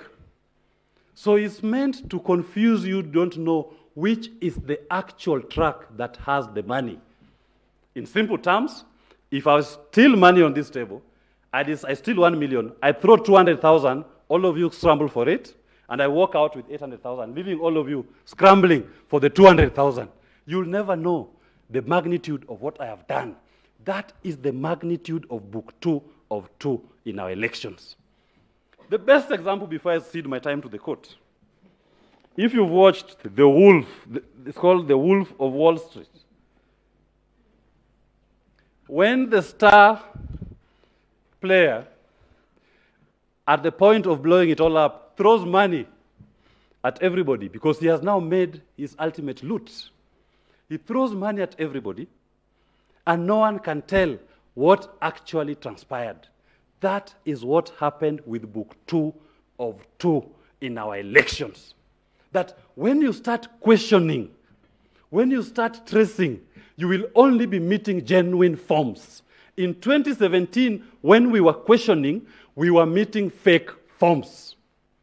He threw an extra 46,000 genuine forms into our elections in the hands of people who could not account for them. When we went to look, we were able to demonstrate that 50% of those forms have been used from a sample. From a sample, not denied, either not used or not accounted for, not returned. Are we going to give regime legitimacy after this indicting audit report? I asked this question in the morning. Part of the Supreme Court's function, you give what we call regime legitimacy. The Kenyan people moving in one accord. And nobody has spoke in this court about the margin of victory that is declared. Less than 200,000. After all these muddled figures, after all these illegalities, are we going to say that let us ignore them and give a regime legitimacy to one of the players? I urge you not to ignore your registrar's report. This is too damning. This has confirmed to you that at the end of this process, the only person who could answer the question where the punk was going to land was Wafula Chebukati himself. It was not the instruments that were deployed for the conduct of the elections. I thank you very much for the opportunity to appear before you. Thank you for listening to me. And I thank Justice Swanjala today. He didn't respond when I did my monk. And I donate my time back to the court. Thank you. You also did not sweat, so we are okay.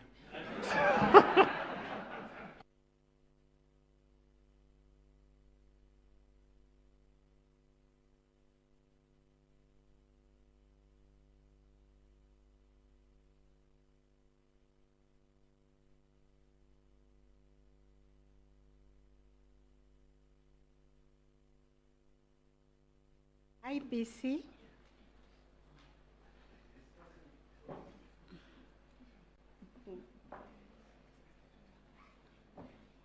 My ladies, my lords, Mr. Dennis Nkarisha will make the presentation for us. Thank you, Senior. Repeat My ladies, your name for us. Dennis Nkarichia, Nkarichia.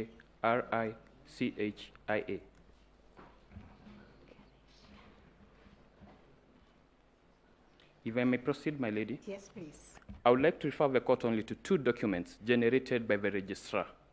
There is a list of annexures that has R1 and runs for 42 pages, and there's a big report of page 1 to 178 that covers the entire report. My lady, I'll take you to page 15 of the registrar's report, which provides a table to determine whether the IEBC complied with the scrutiny orders. On the issue of ICT, my ladies, I'll do order 1, 2, 3, and 4. My lord and senior Mr. Wetangula will deal with the rest of the orders. My lady, for order 1, we fully complied, save for providing the owners of system administration password. The order issued by the court had a security exception, but if it was determined it was too risky to provide something, we were to project and provide an explanation. My ladies, my lords, we objected because those persons once identified, their personal security could not be guaranteed in any way. And that explanation was accepted by everybody. The rest of the documentation that Senior Counsel Mugo said were not provided, my lady, that report says they were provided. The password policy is number 1, the password matrix is number 2, the system users and level access is number 4. Those documents, my lady, were provided, and the registrar noted the same. On the second order, my lady, the one about the server, my lady, I'll come back to it, but there's only one server. Senior Learned Counsel, Mr. Mugo, was economical with the truth, and I will develop it in the responses and queries raised by his agent, Mr. George, who is identified in the annex that the registrars provided. Mr. George is in R2, and he appears as George Joroge, the 13th person in that list. George Joroge, he assigned, he was his agent. So, my lady, access was provided to the server. And indulge me, I read something that was noted by the registrar on page 17, supervised access. Agents were granted supervised access to the live server through an interactive session. All their concerns and questions were exhaustively answered through querying of server for logs, not by mouth, not by explanation, by their own queries to the server. My lords, my lady, I was there. Mr. George, for the petitioners, dictated specific queries. They were run in the system, and he was completely satisfied. That is the registrar's comment, not the IEBC's comment. As such, the statement that they were denied access is factually inconsistent with the registrar's remarks. Secondly, my lady, the demo of the IEBC system architecture, the theory is proven by the registrar. IEBC provided a demo of their election infrastructure for agents to understand. We were not doing it in vacuum, my lords, my ladies. I will leave the comment on the server, my lords, my ladies, for later on. I will now just show compliance. On order 3, from the registrar's report, my lords, my ladies, it was fully complied.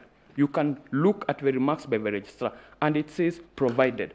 And critically is the penetration test, what is known as the pen test, under the election technology regulations, regulation 10 and 11, but Senior Mugo said was not provided. My lady, I'll take you to page 18 and 19. Supreme Court Order 3, penetration test reports prior. IEBC provided reports on internal network and infrastructure vulnerability and assessment, and certificate of penetration were provided to the applicant and the first respondent. Volume 2, page 1 to 51. It's not a theory. A document was granted, and it had 51 pages. My lady, on Order 4, I can confirm we personally filed under seal all partnership agreements with the court, and the registrar notes as much. So, my lady, contrary to the assertion provided in public by counsel, we fully complied. And the only issue we never complied was partnership agreement provided to court under seal. And the issue of server, yesterday at 1:02 p.m., the court and all parties were issued with a forensic image of Form 34C had delivered and by email, my lords, my ladies. That was compliant. And it had a hash key. And it had a certificate of forensic evidence generated by Martin Nyaga. There is a certificate in court, my lords, my ladies, that the hash key was provided. So rather than move to generalization, at a granular level, we can prove we fully complied with the orders on ICT. Now, I'll pick issues on the party interrogation into the system. And I want to pick issue 1, it's by George. The same George, I said, is an agent of Mr. Mugo and is proven by the registrar's report R2, the person under 13, for Madva Wangari Karua, George Joroge, and Musa Omondi. That is the George. He asks, wanted to know the user who logged in on 12 August 2022 at 001 hours. I will take you to R9. It's the registrar's report. I have not filed anything in reference to this, my lords, my ladies. And it shows there was no user. It's the registrar's report. I'm not going to give an interpretation. And I will say the comment under by the registrar, a review of access laws did not show the user or any suspicious activity. The registrar was represented by an IT technical team. So it did not even request us to lobby the registrar, explain to the registrar. The IT team confirmed for itself. My lords, my ladies, they said there was suspicious activity between various dates. I'll take you to comment 4 by George Njoroge. Agent wanted audit logs for user root during the election period. Logs were retrieved from 8th August to 29th August 2022, the day before the election and the day before we did the exercise. There was no suspicious activity. I would like the court to do a simple thing, my lords, my ladies. Compare the logs Mr. Mugo has provided and what is found in the registrar. You will discover there is an apparent discrepancy on the face of those logs. Nothing put on the slideshow is in the registrar's report because it's not. He may clarify where he got that, but he'll simply refer to the registrar's report. It's not, my lords, my ladies. Now, when you move on with the report, you get other clarification by other users, and I want to pick 3 that are quite pertinent. They say there was no way of ascertaining the date of the server log, and that was the opening comment. At page 22, comment 8 by Victor, agents wanted to know when Form 34C was uploaded. This was established to be 16th August 2022. How could have it been created on 31st August, but you are able to go back in history to 16th August to determine when Form 34C was uploaded? It's ridiculous on the face of it. My lords, my ladies, I'll take you to George again, page 23. The agent requested to see the whole architecture. The whole, not only RTS, not only KIMS, the entire IBC infrastructure, including everything retained in that server. IBC database presented the system architecture and explained the transmission flow. How can you say access was not granted when it was granted the entire architecture, not RTS? My lords, I notice my time is running, and my senior wanted to refer to the forover. I will stop here, but if given time, we can take the court through the entire report and answer every query raised satisfactorily, because it was done. Access was granted, that's why comments were made. If access was denied, there would have been no comment. Thank you, my lords, my ladies.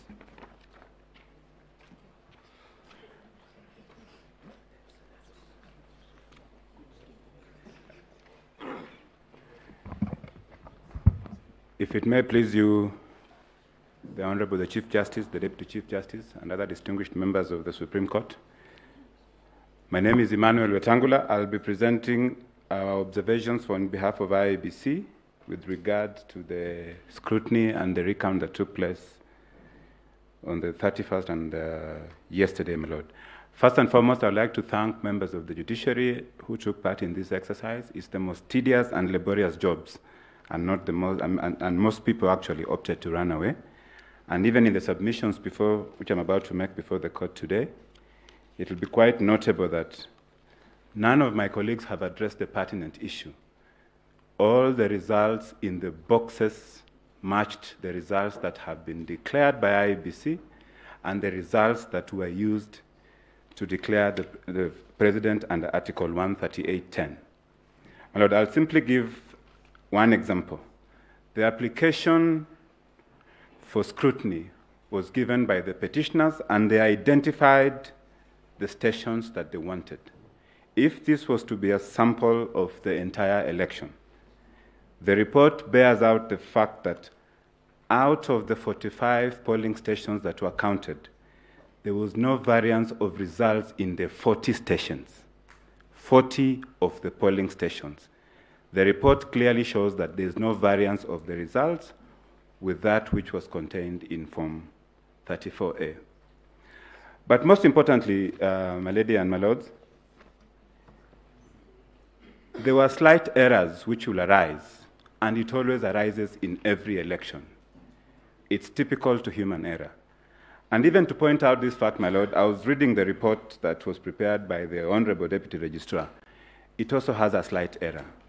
And that error was corrected today when we were sent an addendum correcting a mistake that had been done. Number two, my lady and my lords, at page 31, you will note that there's a slight typographical error regarding the date of the election. It's indicated as 8th August 2017. A normal error that any human being will make. But if it were the petitioners, I'm sure they will pray that the entire report be disregarded. But my lord, the most important thing is the environment under which elections take place is a very tense situation. And many a times, slight mistakes will occur. For instance, the sealing of documents, the misplacement of one or two things. The only complaint I've had my learned colleagues, Mr. Awele complain about, Ms. Mboshe, and Mr. Willis Otieno. It's about material not being placed in envelopes. But of utmost importance is, having been present, with every ballot that was counted, it tallies with what was given to each of the candidates. But most importantly, the allegation the petitioners have made and have been running around with is that election results were being taken from one candidate and being added to another. That fact was not proven. This is their case. And if at all there was any variance in the results, I believe Mr. Willis Otieno will have sung for us a new song today, but he didn't. And that confirms that actually the results are believable. And my lords, these are the results that were transmitted through the results transmission system, first and foremost, having been final. Secondly, these were the results that were physically delivered by the returning officers to the tallying center at Bomas. And my lord, if the registrar confirms that from the boxes that the court has sampled, there's absolutely no variance, then we wonder what the complaint is.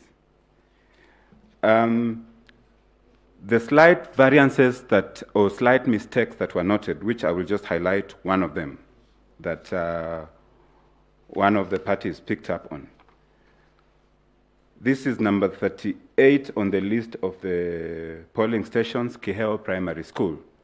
One of my colleagues for the petitioners made reference to it. Despite the absence of the counterfoils, but each of the ballots present matched with the result that was declared for each of the candidates. I wonder how accurate an election can get if this is not it. But mistakes will always happen. And even in the report that is before us, we have noted that actually mistakes actually do happen, and they happen all the time. There was something else that the parties were supposed to deliver, that is IEBC, which was Forms 34A. My lord, a sufficient volume was delivered to the court. I'll just confirm how many there were. There are 32 volumes of Form 32As which have been availed to the court.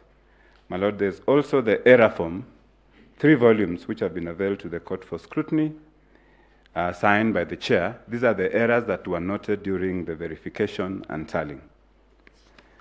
And lastly, my lady and my lords, before the time runs out, Book 2 of Form 34A. Some of it was found in the ballot boxes during the scrutiny, but some of the boxes did not contain, and it's borne out in the report. But the purpose of printing this booklet is actually known to all the players. My lady, my time has run out. I'll just request for 2 minutes to finalize my points, and I'll be done. Thank you. My lady, with regard to Form 34A, Book 2, the purpose why an extra copy was printed, and it's known to the petitioners, but they will not tell this honorable court, was that at any time sufficient copies of the forms will be availed to the agents, candidates, and the media. This is to ensure that the results that were being declared at the polling stations being final were transparent and known to everybody. But a contest arose, and a decision was made by the chairman of IEBC that this material was to be sealed and placed in the ballot boxes. As it will happen, in some of the boxes, and the report will bear it out, some of the forms are not there. And even the report will bear it out that some of the presiding officers made mistakes in Book 1 They cancelled it and utilized Book 2, but still the result did not change. What is important and material is from the scrutiny that was undertaken until very early hours of yesterday morning, the result matches what is contained in Form 34A. And my lords, those Form 34As have been availed to the court pursuant to the rules of the Supreme Court, and they are the forms that were used to declare the results of the election upon the completion of the exercise. Similarly, these are the same forms that were transmitted through the results transmission system, and they match each and every other form that was given.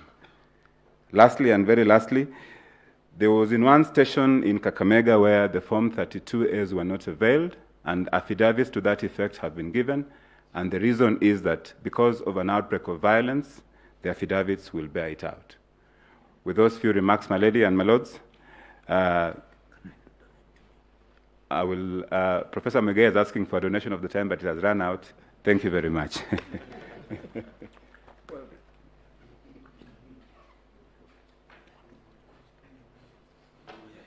Lady, without appearing to interrupt the court's proceedings, with that kind permission, my learned friend has made reference to an affidavit that was given. You've never been supplied with that affidavit. We don't even know about it. And I don't think it is proper for evidence of such a nature to be brought to court at this critical point. And I wish the court should ignore it. I don't think we are aware of it because we closed the filing of proceedings in this matter. Very kindly request you to allow me to place on record that we reserve our right to object to that document filed by my learned friends. First, because it was filed without leave. Secondly, because no other party has had the opportunity to do the same. Thirdly, because from what we hear now, it may very well contain falsified documents. Yes, have we had submissions from the 9 respondents, but now in the...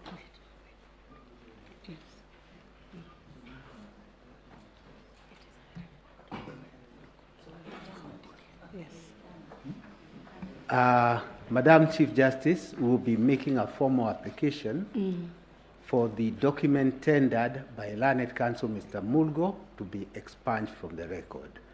But first things first, we shall respond pursuant to the order issued by the court. We were to orally respond, yes, not to use that opportunity for other filings. On our part, 2 of my colleagues will make the oral submissions. Please, that was not within the... Please allow us the 15 minutes. We hadn't started making the submissions.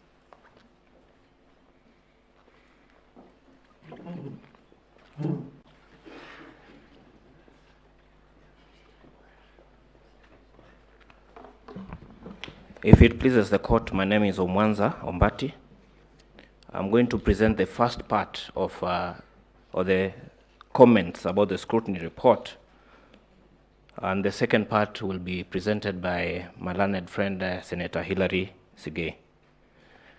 My lords, it's important to first appreciate that the purpose of scrutiny is an exercise that is meant for the court to have an impression of how the exercise of the election was conducted. And that's what you said in 2013, Raila. And secondly, also it's important to note that part of the process of scrutiny is to audit the election and make sure that the numbers are backed up by the paper trail. In the request for scrutiny that was done by the petitioners, my Lord, Chief Justice and members of the Supreme Court, the request was targeted. You'll find that particularly in petition number 5, and also the affidavit of Arnold Oginga, paras 81 to 91. That is where the scrutiny was ordered, and when you retire to consider this matter, my lords, I request that you restrict them to their case. Now, in terms of the orders that was given by this court, you'd find that there are 7 orders. I'll deal with order number 1 to 4. The first one was with respect to an order that IBC should provide the applicants with copies of the technology system and security policy. This was complied with, except that the applicants also wanted the names, specific names of the system administrators. My Lord, this would not be possible because then you would expose system administrators to danger. The second order is with respect to a supervision of the servers, to have access to the servers of the National Tallying Center, to demonstrate how Form 34C was dealt with. The forensic image of the 34C was granted, and all parties were also given time to interact with this server the whole day. Now, the third and more important, part of that order also was to see whether there was any deletion of any Form 34A at the server. You'll find that at page 21 of the registrar's report, there was no deletion. There is not a single deletion of a Form 34A from the server. And my Lord, Justice Lenola asked a question on how was it that JPEGs were converted from JPEG to a PDF. My Lord, that answer is found at the registrar's report at page 12, and it's important that we read this. It's a short page because a lot of issues have been raised about this. You'll see whereby it says that the Form 34A, you'll find this at page 12 of the registrar's report, that the Form 34A would be scanned by the KIMS kit into a PDF, which was then transmitted into the storage server. At the storage server, the form is processed by an application to check for compliance, to certify that the security features have been complied with, and the PDF has all the features that are supposed to be there. That goes also to page 13. This is important because, my Lord, there was a theory of the middleman that was being propagated by one of the petitioners. And in this scrutiny, we could not find any middleman. In fact, there was a direct link from where the results were transmitted. So the transmission was from the KIMS kit. It would go to the National Tallying Center. One form would go to the National Tallying Center. The second form would go to the constituency Tallying Center, and the third form would go to the portal. And in this path, results path, there was no middleman. That was the smoking gun that was used by the petitioner, and my Lord, unfortunately, there was no smoke, and there was nothing that would find that was found in that. It's important, my Lord, to demonstrate to this court that in the scrutiny, there was first compliance by IEBC about, in terms of the orders of this court, order 1 to 7, as far as was practicable. And number 2 is that in the case theory that was presented to this court completely collapsed. We are all aware, and we saw it, that the petitioner brought a case that was packed in a truckload. However, when that was subjected to scrutiny, it collapsed like a house of cards.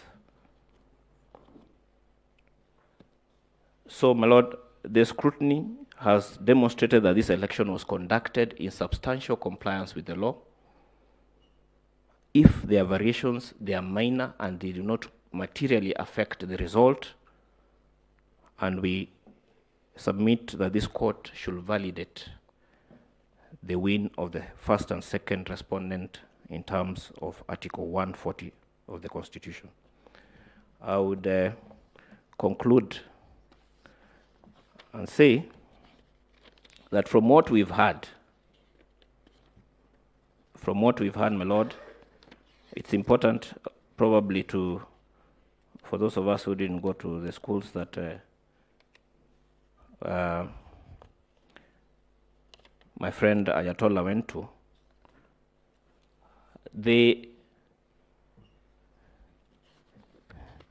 if you read the book of Macbeth, the play of Macbeth, the second play, you'd see that there's a debate. There's a debate about the devil and conscience. I think in one of the last acts, about a servant who's known as Lancelot. And this servant has this big debate on what is it that, he has the devil that is pushing on him and also his conscience. And he concludes that he would rather go, in fact, I quoted this because it's very interesting. He says that my conscience is hanging by my neck, the neck of my heart, and in my conscience is a hard conscience. However, the devil gives me a more friendly counsel, but I choose to run from that friendly counsel.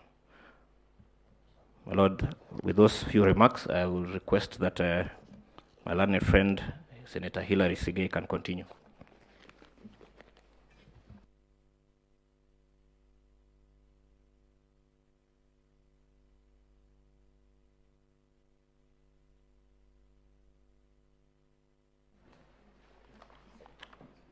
The Honorable Chief Justice, the Honorable Deputy Chief Justice, and the judges of the Supreme Court. My name is Hilary Sigei. My remit in submitting on the basis of the report is limited to the numbers. And my lords, I would dare say, fiction is best told in abstract. My learned colleagues for the petition have taken you through what they called a product of scrutiny. They have intentionally left out what is also equally important besides the process, and that is the numbers. I associate myself largely with the submissions by my learned friend, Mr. Wetangula, particularly with regards to the numbers and the 45 polling stations, which was a subject of inquiry in the orders for scrutiny.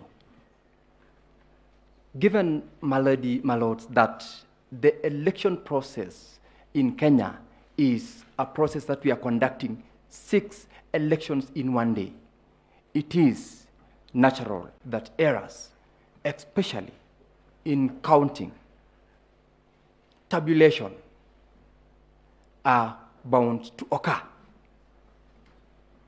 But far from that, when the 45 polling stations that this Honorable Court directed that a conduct of scrutiny be done, the recount confirmed that there was correct vote count in 45 polling stations. It also confirmed that all the data that was entered, including, for example, the rejected votes, reflected that which was in the ballot and that which was in the image. It also confirmed that the Form 34As were not altered as it has been submitted before you.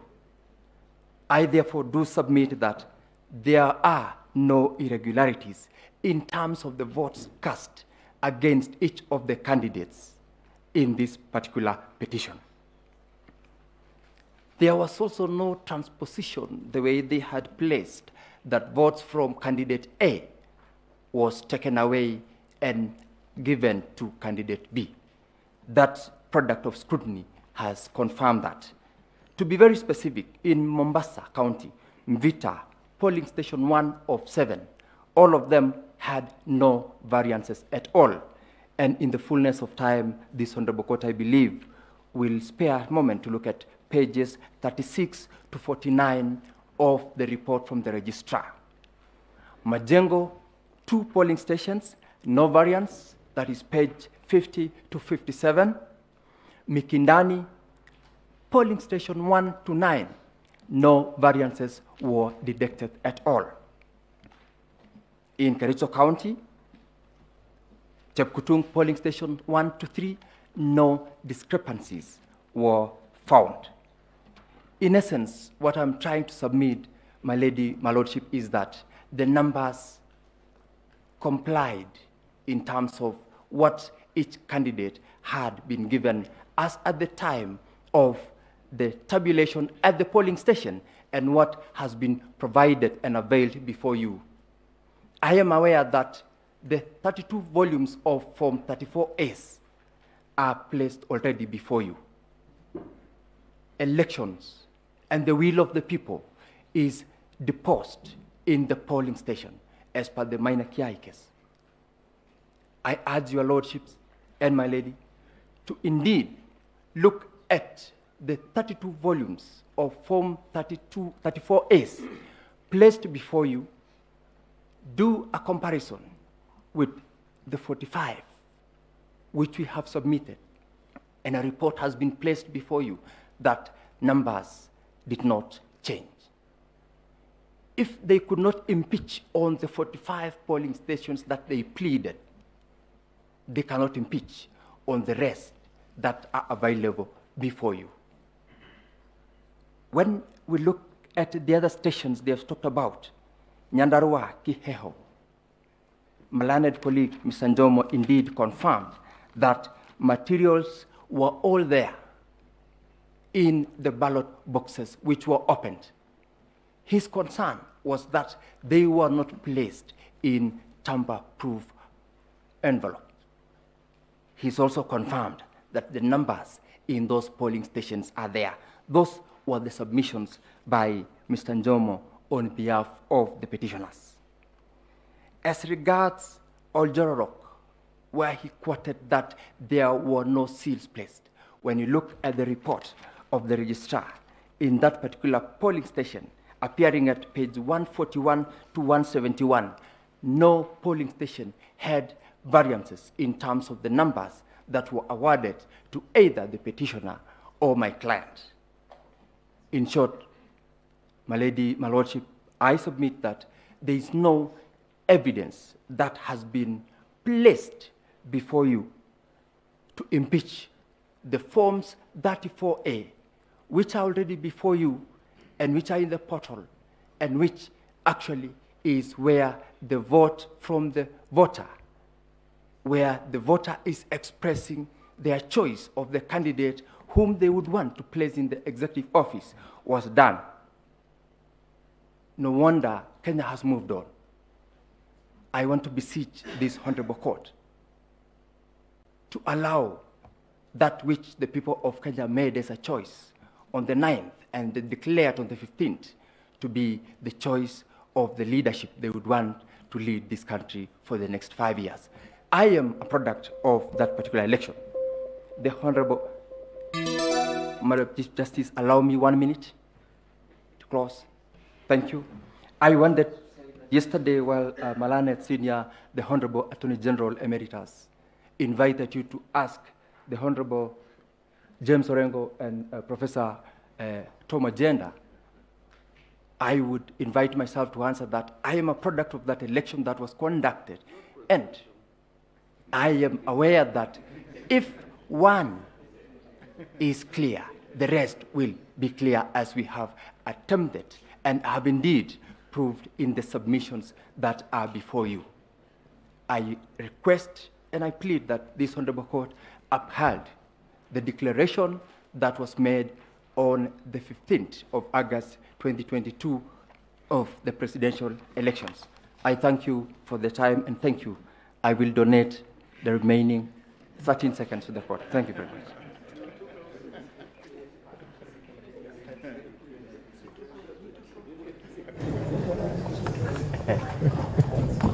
Thank you very much, Council, and I think we congratulate all of you who have been elected to the new office and wish you well. I am mandated by my colleagues, and I hope on this one I also speak for my very dear and distinguished friends on this side. We haven't finished.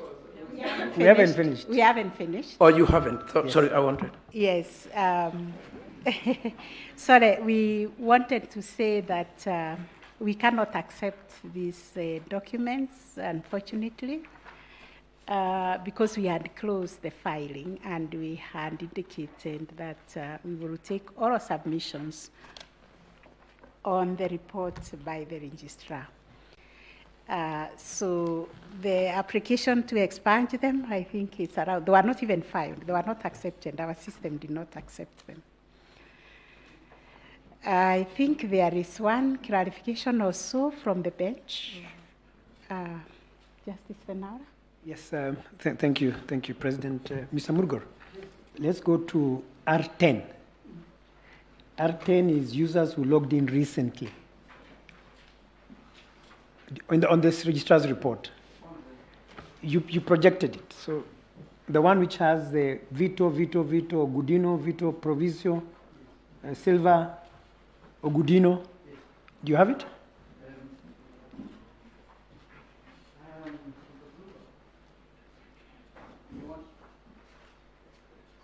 You would like me to refer to my report? It's a document. I'm looking at this registrar's report, so if you have it on yours is blank, I'm sure, if you noticed. Yes, that one, yeah. Yes, so go to, not that one. Page, it doesn't have pages, but it's an extra R10. It was the foreigners' logs. Mine doesn't have pages. I don't have it. It just reads R10. Anyway. Yes. R10 is titled Users Who Logged In Recently. Do you remember that? You projected it here. We projected it, yes. Yes, so Vito logged in on July 28th. That's my question. I want to see whether we're on the same wavelength as to the dates. Because you said they logged in during the tally. Does someone have a copy of the report? We can share a copy. You can use this. Yeah, please share a copy. Take this. This is share this. R10. And to save on time, Mr. Ngarisha, you can be looking at R12 yourself.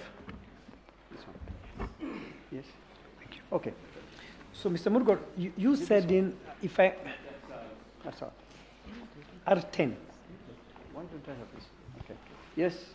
Yes, so R10, please read for us the dates that these people logged in and the time.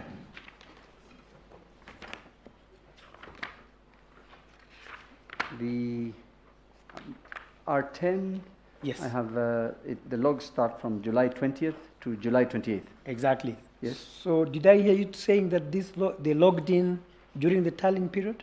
That's what I had in my document that I filed. We are looking at the registrar's report. So how different is your document from this one? I will check because what we have has those logs. Remember, we are working with the registrar's report, not any other document. That's why I was getting confused. This is probably the reason why we filed our own document, because you have extracted, or the registrar has extracted this part, we have extracted the entire. So we could look at what we have, yes. I would speak to the IT people and clarify that. But because our logs start from July but to for the registrar's August. report, it's July 20th to July 28th. Yes. Okay, so I just want to clarify that. That was before the election, therefore. That was before the election. Thank you. That's all I wanted from you. Mr. Ngarisha, let's go to R12.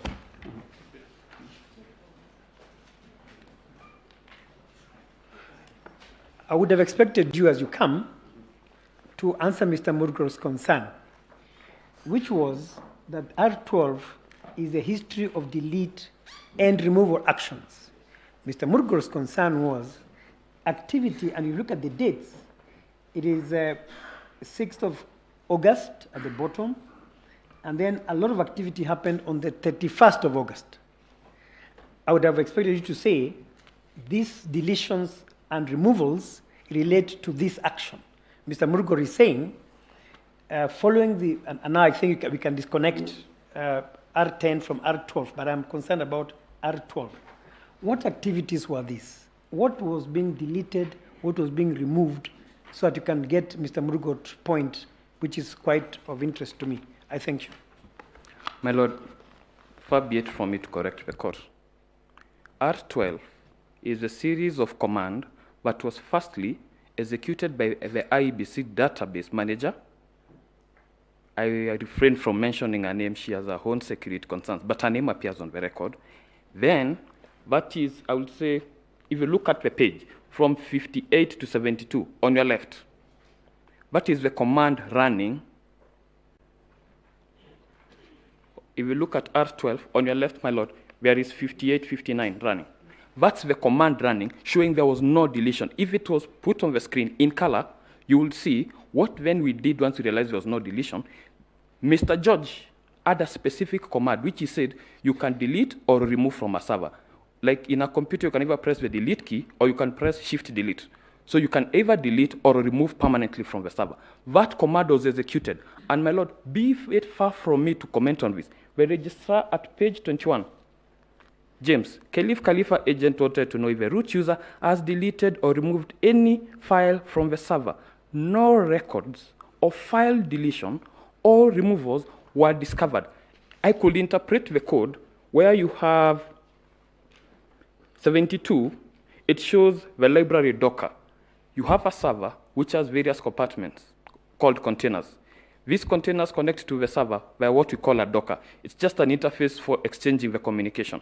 It just is up to there. It cannot find any deletion. Then they executed a graphing. Graphing is where you limit the search range. Maybe you wanted to go to the registry and ask how many matters were filed in June. If you ask the registrar how many matters have been filed, you will maybe start from January to August. But if you ask what files were filed in June, that is the graphing. And that's why you see when you read it, it has a graph. Graph, it's not GREP space rem at root after number 72. There is root, application runs. It looks at the log history. Let me, if you will indulge me, let me explain it, my Lord. After 72, the root application, which is in that specific container, runs the log history, then it's graphed for remove. Is there any history of removal? There is none. Mr. George then requests, let's check for delete. That is all I wanted to hear. If you say there's no deletion, that's it. I think we understand what the point is. And my Lord, for R10, yes, I could clarify if you'll indulge me. Go ahead. If you look at the entire logs, there's what you call an IP address. There's a public IP, and there's an internal IP. The judiciary has its own Wi-Fi that it runs within the court. It has an internal network. Then there's the World Wide Web, where everything that everybody can see. All those IP addresses, compared with all the IP addresses in the entire report by the registrar, they are internal IP addresses. When IBC was being supported, the same way if you had an issue with your laptop, you'll take to the judiciary technician. They were being supported because they purchased the software and they needed routine maintenance. And my Lord, before you say this is my own assertion, I will take you back to the registrar's report, whereby they searched between August, the entire month of May to August, for any deletion, removal, there was none. Then they searched for the entire August, whether those users accessed. The answer was none. I will adopt this report in entirety. See, for maybe a few comments I would have, but that's bickering over the minute, my Lord. Thank you very much. Much obliged. Thank you, CJ. My Lord, just a quick one. The page you refer to as R10 appears to look very similar to this page 16 that I had provided. All I'm saying is that relates to dates in July, and what we received from IEBC contains logs up to the 31st of August. But the two last entries in August 31st and 24th are attributed to Root, who we believe is one of the same gentlemen. But the one I referred to today was August 16th. So it's just a question of how long the log was. Check again on your side. And then finally on the issue of the deletion, our position is that there was obvious deletion and what we found there was empty, recently modified file, and certainly not a server that could hold the entire election in the Republic of Kenya. Thank you very much.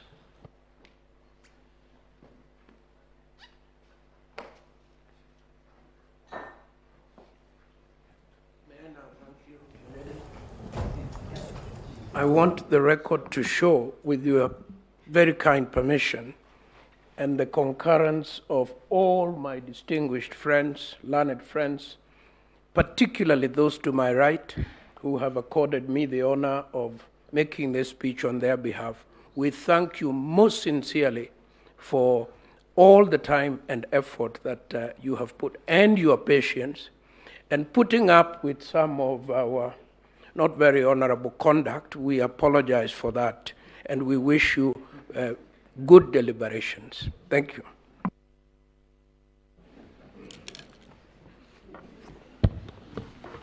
Thank you, Senior Counsel Professor Gucema, Attorney General Emeritus. From this end, and before our team leader speaks, we want to thank you for your assistance to us in the last 3 days. We want to say that if there was bad manners, we didn't see it. These things happen, and there really wasn't bad manners. We thank you for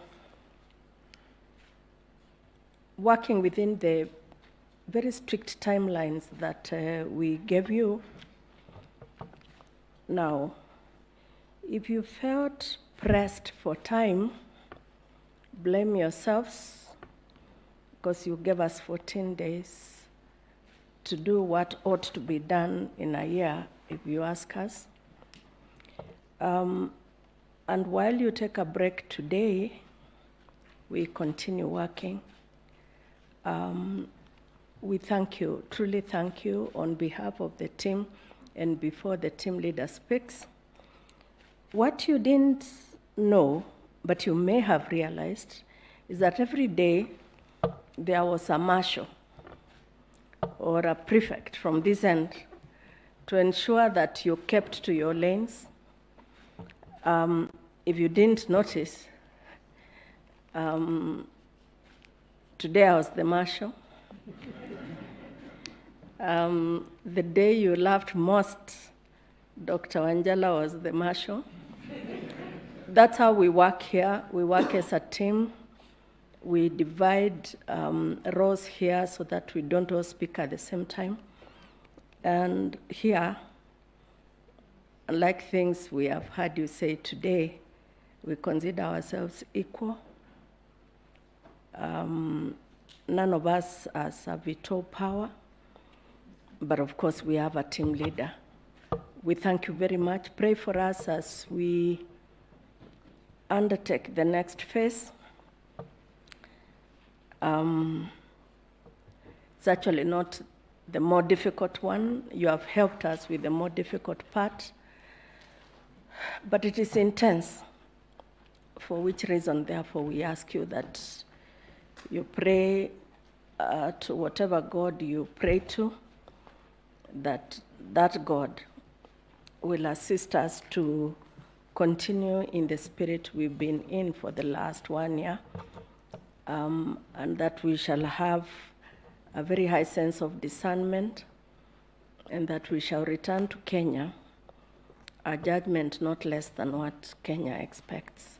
Thank you very much, and now I ask that the team leader speaks to us. Thank you very much, the Honorable Vice President of the Court, and for being a very, very effective marshal for today. Allow me to thank my brother and sister judges. We actually call it shared leadership in the judiciary.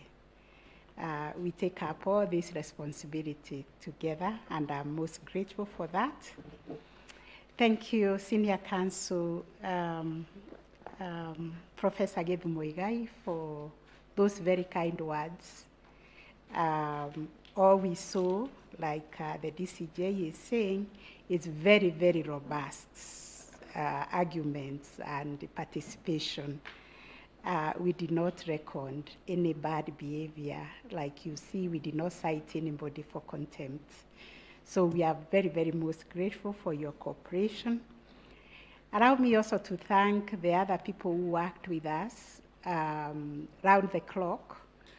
A team led by the Registrar of the Court, Honorable Letitia Washira, and the Deputy Registrars, our law clerks who have been supporting us, all the registry staff, the executive officers, and the court assistants.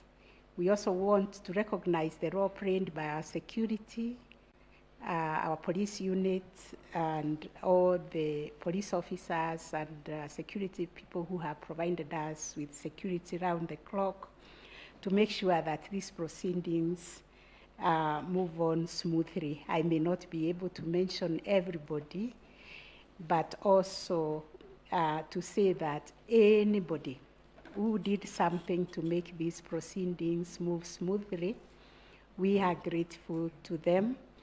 We also want to thank the international and local observers who came to observe these proceedings.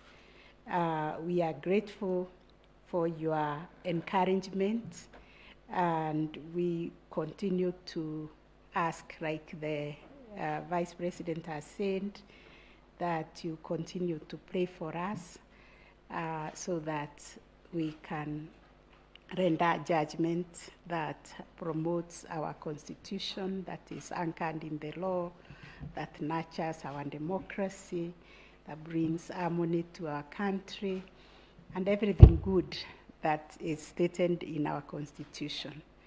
So with those remarks, I will wish you a very nice evening, and as we retire ourselves to continue working. Thank you very much.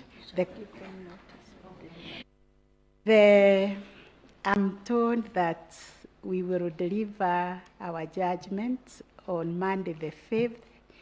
We shall give you notice closer to that day. I don't know, we have only tomorrow and Sunday. But we'll give you notice indicating the exact time when that will be done. It will definitely be on Monday. But I'm reminded that Monday lands up to midnight. So you'll be given the time indication in the notice. Thank you very much. Have a very nice weekend and nice evening.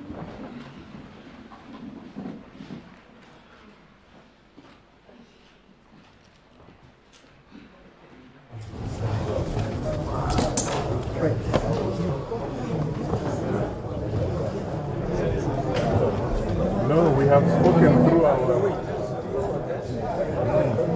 So next week. Yeah, even now, there's a question I had told the team to work on, which is now just that was